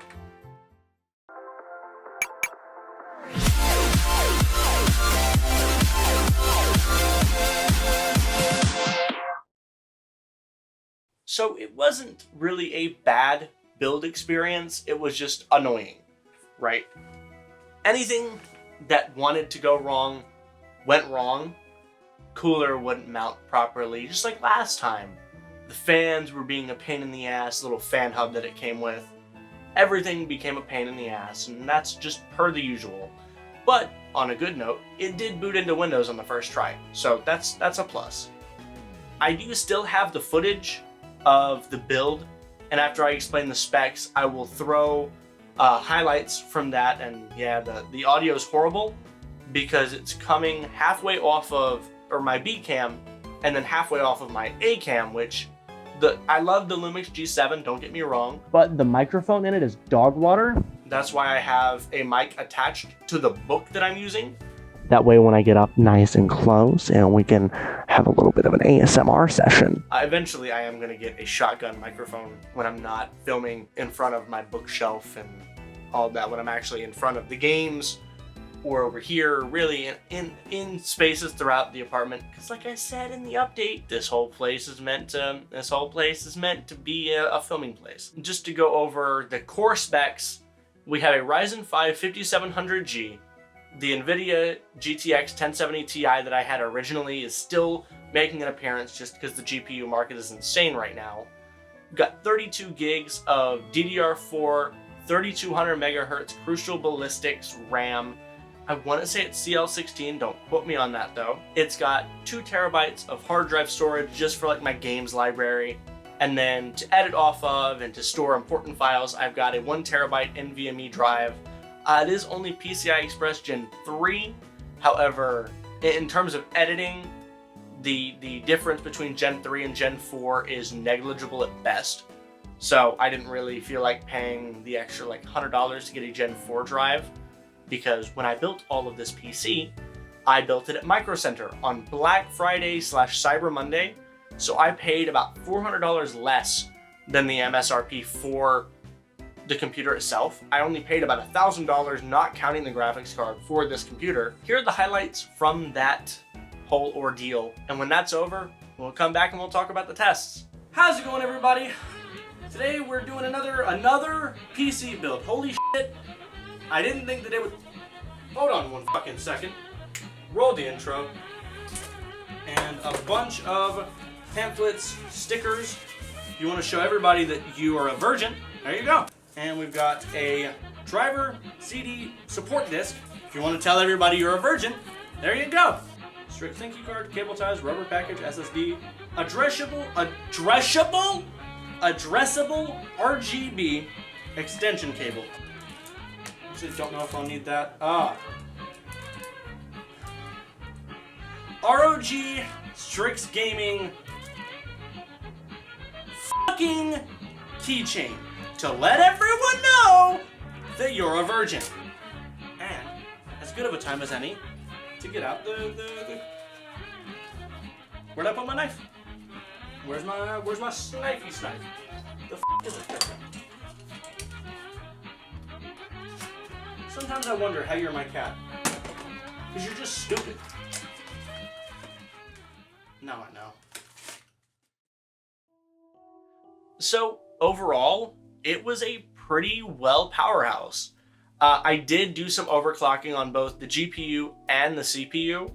The GPU was a very mere, like 400 megahertz memory boost, and then like less than 100 on the core clock, just because that's how it would stay stable, because it has been through 3 power outages, and I should be really not overclocking it at all, but I am just for the sake of it. And then the CPU is actually it's a much better overclock than what comes stock, because stock it boosts to 3.8 gigahertz, which is, it's good.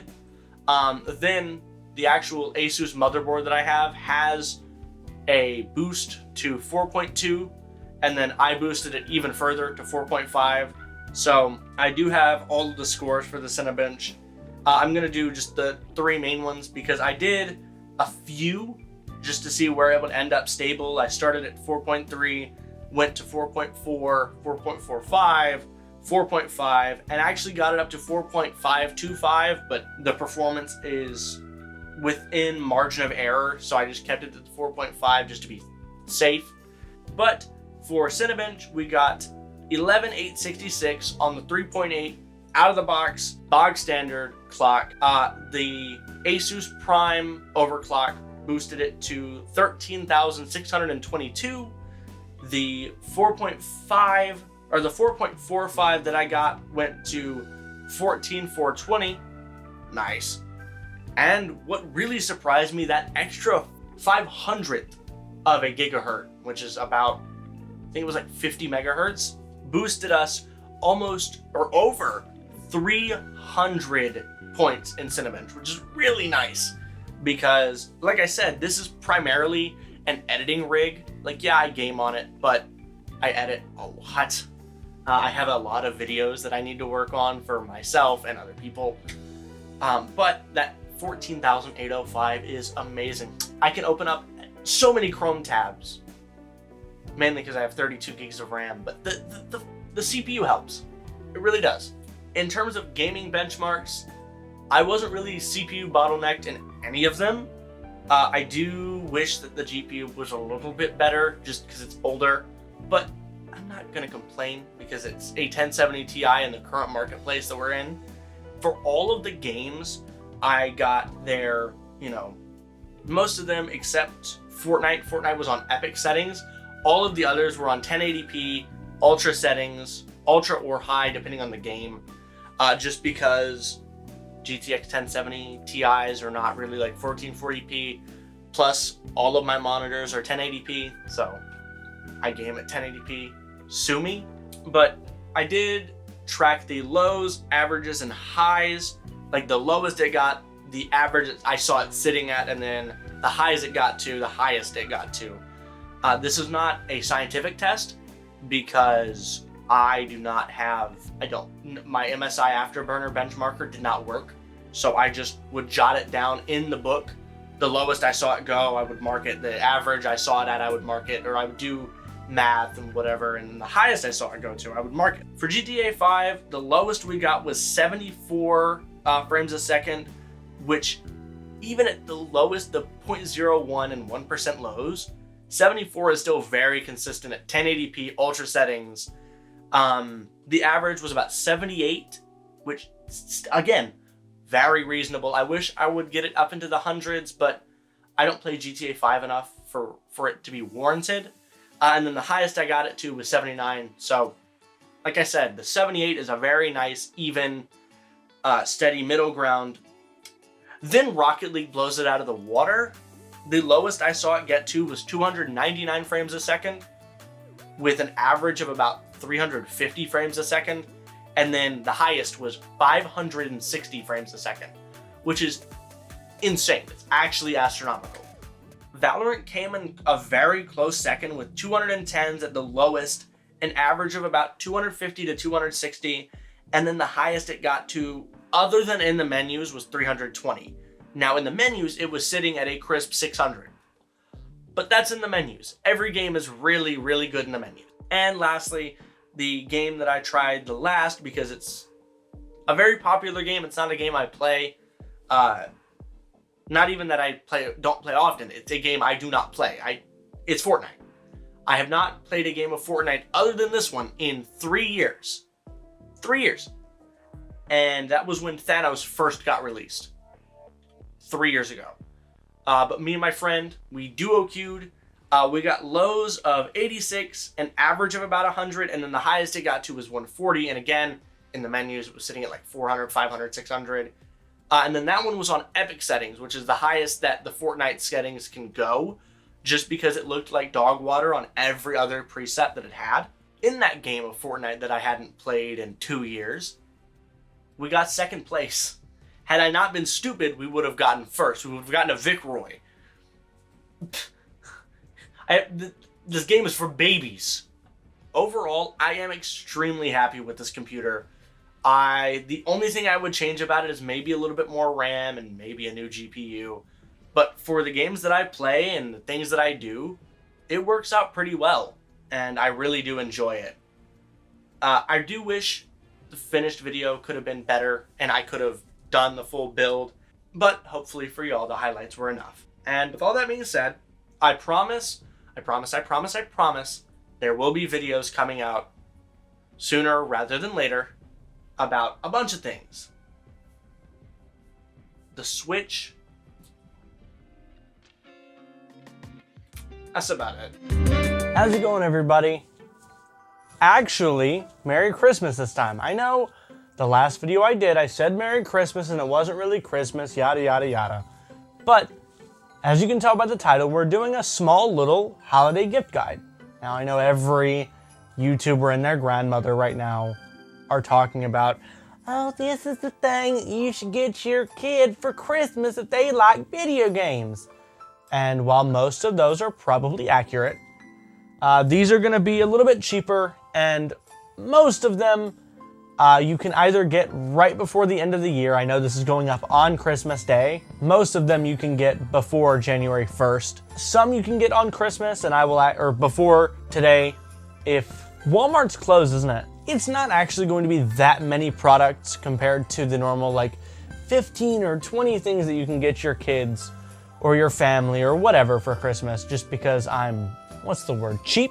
So to start things off, if you have somebody in your life that is just starting streaming or wanting to do videos on video games, or they just want their live streams to look better with a different camera rather than just a webcam, you can get them this HDMI video capture card from eBay. All of these links, by the way, will be in the description.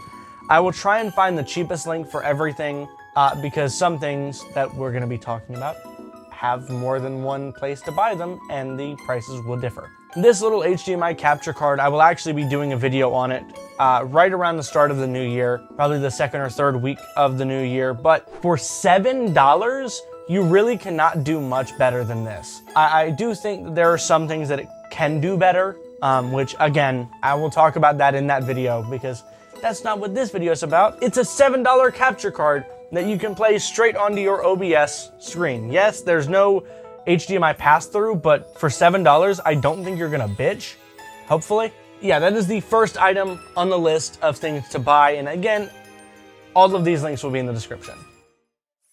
Next up on the list, these next two actually are going to be for primarily Nintendo Switch owners because it's Nintendo Switch Satisfy Grips. I know I've talked about these things a billion times. I know a ton of people have talked about these things a billion times. And no, I'm not sponsored, but I love them. I have two of them because I have two Nintendo Switches. I still have not bought one for my Switch Lite because I'm really fucking lazy. However, these two are amazing and you can get them each for about $20. I think they have a sale going on right now. It's anywhere between 20 and 30, and then you can get a bundle and it's like 40, I think. But like I said, I'm gonna keep iterating this because all of these links are in the description below. And if you don't want to take my word for it, just buy it. If you don't believe me, buy it. And if you don't like it, return it. Yeah, it'll take a minute to get there. Just because these aren't like mass-produced things you can buy in stores, which would be great if they were, but these aren't. However, the next thing is, if you're like me and for a while you were way too cheap to buy a Nintendo Switch Pro controller because you couldn't think, oh man, I'm gonna shell out $90 on a controller or $80 on a controller or $7 or however the fuck much they are, then you've probably looked and saw these. The Rock Candy wired Pro controller for the Nintendo Switch, and these can be used on the PC as well. So if you're playing like Rocket League or God forbid you're emulating video games on the PC, you can use this. And again, this is another thing that I bought two of. I've got one in purple and I've got one in blue. I don't use this one anymore just because I have the Nintendo Switch Pro controller and I have no need for it. I even got it in purple because wow, it's almost like every color involving this channel is purple. Who would have fucking thunk it? But I did also buy a blue one so that whenever I have friends over, we can play multiplayer games because I have an Xbox controller and I also have a Nintendo Switch controller that can just go onto, plug straight into the computer because it has a detachable micro USB cable on it and comes in a variety of different colors. And you can actually buy these in store right now at Walmart. Targets might have them. I know they have a few different like colored ones. They've got the Mario one at Target. They've got an Animal Crossing one. But Walmart should have some of these. They usually do. They have the yellow, blue, and red ones usually. I've not seen this purple one in stores in a very long time. Like since I bought mine 2 years ago. It is a really nice alternative to the Nintendo Switch Pro controller. My only issue that I will just tell you right now, the D-pad on it is very shitty. Like if you're playing Tetris 99, which is what I played primarily for a while, it's a little spongy. The button presses, if you press up, it's gonna register a left press a lot. All in all, for anywhere from $10 to $20, because you can find these online for like $10, $15, and then in store for $20, you really cannot go wrong. The only thing that it doesn't do is it doesn't have motion controls or a rumble motor, which I don't like rumble anyways. None of the games that I play on Switch have rumble anyways, and the motion controls, the only thing I can think of, if you're a pro fucking Splatoon player, then you might want to opt for a pro controller. Everything else for a $20 controller, you cannot go wrong. And to wrap it all up, we have something that isn't involving a console. Who would have thunk that Braden could actually talk about things that didn't involve the Nintendo Switch on this channel? It is the Iosu Z88 mechanical keyboard. This one currently has Otemu Red switches, which they're okay. I've felt better. In fact, I just bought a new keyboard recently that has the Razer mechanical purples, and the Opto mechanical purples are fucking beautiful. I used this keyboard for about 2 years, and the only thing that I had an issue with was the W key would start to mess up sometimes. However, all of the key switches are hot swappable. It comes with extra key switches, and it comes with the little key switch puller and the keycap puller. So if you end up buying a keycap set, which I bought a Miami keycap set, I don't know what the it was called, but it was pink and blue, and I really liked the pink and blue aspect, and it looks really good on my 60% keyboard. If you are in the market for a cheaper mechanical keyboard, this one was at the time $50 for Otemu Reds, and I got it with overnight shipping with Amazon Prime. You know, you can't go but so wrong. And with all that being said, I hope you guys have a very Merry Christmas. Again, links to everything we talked about is going to be in the description box below. No affiliate links anymore. It doesn't matter because it's all about the gift of giving. And the gift of giving is all that matters. What the fuck? How's it going, everybody? We're here back making videos again like I promised. And in this video, we are going to be counting down my top 10 picks for my top 10 favorite Pokemon. Now, you might be thinking, Braden, Scarlet and Violet come out either today or tomorrow, because I don't know when the fuck you're editing this. But how are you going to do that when the games haven't even come out yet? Because I'm not going to include them in this list, because I have tried to somehow keep myself relatively spoiler-free for the entire time that Scarlet and Violet have been getting announced, getting released. The only things that I've seen are the terrestrialized shit, because that was in a trailer, and then the bicycle fuckers, because that was in a trailer. I actually have no clue of any of the other Pokemon in the game. But, with all that being said, here is my list of the top 10 best Pokemon in my honest opinion, with the only two caveats being one legendary and one starter Pokemon, because I want to make other videos. I just want to make other videos of my top 10 legendary Pokemon, my top 10 starter Pokemon, and you don't know if I'm ever going to do that, because I never keep any of my promises. Yeah! At number 10, we have Lugia, which is, if you are stupid and don't know, the box art legendary for Pokemon Silver and Pokemon Soul Silver, because Soul Silver is a remake of Silver, you fucking idiot. And the big main thing in the Pokemon 2000 movie, which I have not seen in probably 15 years, but it still holds a decent place in my heart, just because all of the Pokemon movies up until probably Key of Arceus do, because I was a kid. I grew up with them, so of course they would have some impact on me, right? And all around, Lugia is actually just a really cool Pokemon, with the fact that it's just got two big hands ready to give you a big old hug. Its moves are cool, its soundtrack is cool, the soundtrack in the movie is cool, and Pokemon Soul Silver was one of the first Pokemon games that I beat, even though I played all of the other Pokemon games up to that point. Most of the time I was getting help from my brother, or I was getting help from the fact that the game itself was already almost beaten. Pokemon Soul Silver and Gen 4 in general were the first Pokemon games that on my own, with no external help, I was able to beat. At number 9, we have something that really surprised me, because I wasn't going into Sword and Shield. I was not really the biggest fan of it, but the more I played it, the more I really, really enjoyed it. In fact, that was the first Pokemon game that I went out of my way to complete the entire Pokedex legitimately without having to hack in any Pokemon.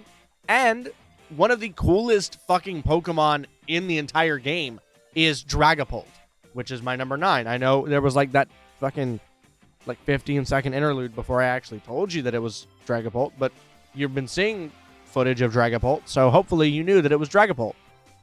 But this Pokemon is cool as all shit. It's sitting there, it just shoots its fucking offspring at everybody. That's metal as fuck. Like, what other Pokemon do you know that's like, you know what? These little guys are pretty shit. Durf, durf, durf, durf. It's fucking amazing, because I haven't seen any other Pokemon that do that.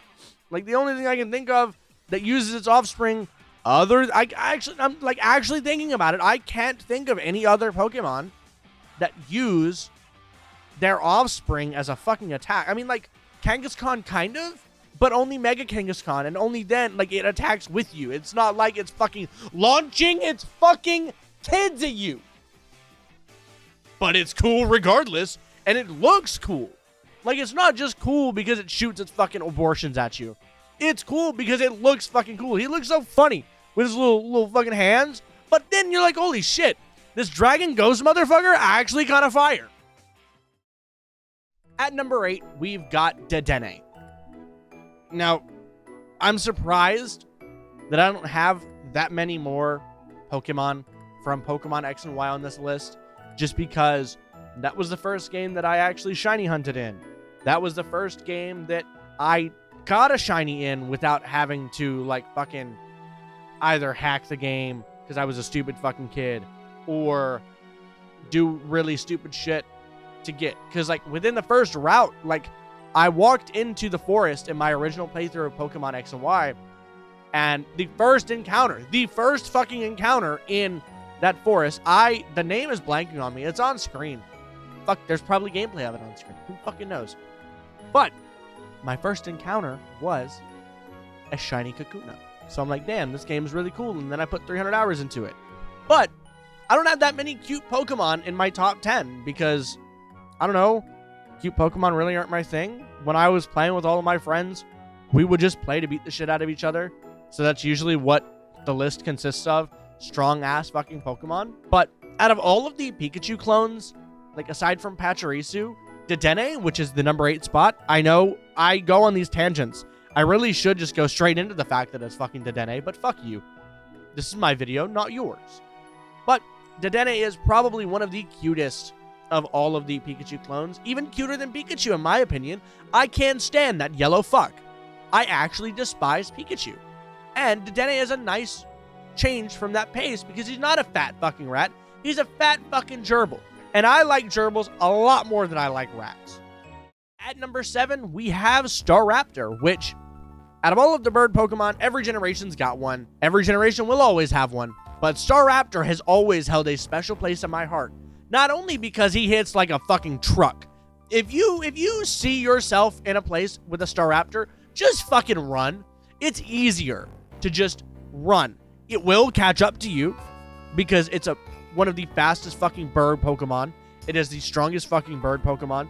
You're fucked either way, but you might have a stronger chance against it versus fucking Hoot. I don't know. I did that out of order. Hoot would be easier to deal with than a Staraptor, but Hoot could hypnotize you. Staraptor would... You know, my fucking point here, the emo bird is cool as shit and I love it. At number 6, we have Chandelure, which I know there's a theme of gross-type Pokemon on this list so far. We've had 2, which, I mean, that's not a lot, but the fact that it's 2, it's weird. Chandelure is cool as shit. The lore behind Chandelure is amazing, no pun intended. The art behind Chandelure is amazing. And yeah, it's a glass cannon, sure. But, key word there, fucking cannon. Bro's special attack is insane. If you look at him funny and flick a water beam at him, like if you just flick a water droplet at Chandelure, you're dead. But until that happens, Chandelure will just sweep a fucking team just because it's a fucking Tuesday. I absolutely adore Chandelure, and I have since Pokemon Black and White 2. Like, in Pokemon Black and White, I didn't use it as much, but I saw how it was used in the Elite Four of Pokemon Black and White. I'm like, holy shit. I need this fucking Pokemon. And then I got it, and now it's in my top 10 favorites. At number 5, we have the one starter on this list because I promised you one starter, and here we are. It is Grovyle. Now, you might be thinking, but Braden, you named your cat after the Pokemon, the starter Squirtle. You said in your Pokemon Red video that Bulbasaur was your favorite. I said that Bulbasaur was my favorite Gen 1 starter. You'll see that eventually because there's going to be a top 10 starter Pokemon video one of these fucking days. But until then, we've got Grovyle. And for more reasons than most Pokemon on this list, Grovyle sits at the top of my starters. Just because, A, he looks fucking cool. And you might be thinking, well, why is it Grovyle and not Sceptile? Have you fucking played Mystery Dungeon? That's all I have to say. I don't have to explain myself to you. If you've played Mystery Dungeon, you understand why Grovyle's on this list and not Sceptile. I should elaborate on that, but I'm not going to because it's my list. Fuck you. At number 4, we have another Ghost-type Pokemon that was used in the Elite Four of a Pokemon game, Aegislash. Now, I thought, like, going into the trailers of Pokemon X and Y, that this was one of the coolest fucking Pokemon. And that's why it's the highest ranked fucking Gen 6 star or Pokemon on this list.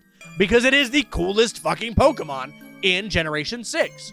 You might be thinking, but Braden, it's just a sword. It's a fucking sword. What do you mean it's just a sword?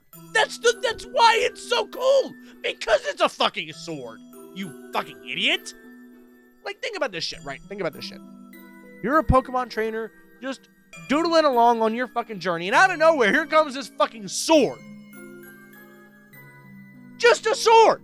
What more do you want from me? That shit's just cool. At number 3, we have Absol. Now, Absol in and of itself, it's a pretty cool Pokemon. You look upon it, you fucking die. It is the embodiment of impending doom. And I love that. But at the same time, I love emo-looking fucking Pokemon. Absol, Staraptor, both look like you would meet them in a fucking Hot Topic. And I fucking love that because me fucking too. That's just why wouldn't like Absol is one of the nicest dark type Pokemon in the sense that yeah, it's also a glass cannon in the same vein that like Chandelure is, but it has far less weaknesses than Chandelure. And up until Generation 6, it had 2. Chandelure's got like fucking 30. Now, with Generation 6 came Mega Absol, which we're not going to talk about that much in this video because maybe I want to do a Mega video in the future, but I don't know. But Absol is just a really cool fucking Pokemon in the anime, in the games, and in the lore of Pokemon. I love it. Now, these next two, if you have been involved with Pulsewave, Ultimate Umbreon, Pokecard Awesomeness, any of the channels that I've ever had prior to Pulsewave, then these next two will not come as any surprise to you. Number 2 is Weasel. Now, you might be thinking, holy shit, Braden, why Weasel? And my answer to you is I have no goddamn idea. I thought it would be, I was watching a lot of, I think it was Jaywitz at the time, who did Hoppip, some Pokemon card opening YouTuber had a mascot themed day where they would just open a pack or open a set of packs. And for me, at the time, I had a little Weasel figurine that you could control with a remote control. So Weasel was just the first Pokemon that came to my mind. And then from there, I would play games and use Weasel just because I'm like, oh, you know, why not? This is the mascot at the time of the channel. So why wouldn't I go ahead and see what the hype is that I put it on myself? I came to realize that Weasel actually was an amazing Pokemon. Aqua Jet, fucking Swift Swim, all of those two combined with the fact that he has a relatively decent attack stat for a non-evolved Pokemon. You give him a fucking Eviolite, get him to level 100, boost his special attack and his speed, even though his speed is already through the fucking roof. You're good. Like, he is actually a powerhouse to be reckoned with, and that's why I love him. Now, this will come to surprise to nobody. If you have been... when I say nobody, I mean I literally named my channel after this Pokemon back in 2015, and that is Umbreon. Now, I've always had an affinity for the Evolutions. I've always loved Eevee. I've always thought the fact that you could evolve it into whatever you wanted was cool as shit. This was another case of, I've seen other YouTubers do it, so I'm going to do it too, where they would have an alliteration with their name. Tyranitar Tube, Primetime Pokemon, so on and so on. So I thought, you know what? What is a cool adjective that can get a Pokemon? Ultimate Umbreon. Like, that's fucking cool. And then, from there, I just realized that Umbreon's a fucking tank. Like, Umbreon A is cool as shit. You can only evolve him at nighttime. You still have to be friends with him. But he's edgy as fuck and likes to be evolved at night. I like nighttime too. I'm recording this at 5:30 in the morning because I haven't fallen asleep yet. Umbreon is actually just so fucking cool. And I don't have to justify myself any more than he was my first genuine channel mascot. Like, yeah, Weasel's up there. Umbreon was the first Pokemon that I made merch of. Umbreon was the first Pokemon that I thought to myself, Jesus Christ, I love this fucking Pokemon. And I've been working on trying to make a top 10 video since 2013. I've never been able to get my definitive list of top 10 Pokemon in almost 10 years. But I thought with the release of Pokemon Scarlet and Violet, I might as well nut up, shut up, and get this shit out. And I hope you guys did enjoy. This was a sporadic, random fucking video. And I don't know how well this microphone setup worked. I saw Brutal Moose do it once, so I thought I would do it too. With all that being said, guys, thank you so much for watching. I don't know how many videos are going to be out in the future. I've been working on videos. I'm just really fucking lazy and really unmotivated. With all that being said, thank you so much for watching. Feel free to check out any of the other videos on the channel because there are like 60 of them and hopefully more to come. With all that being said, peace, guys.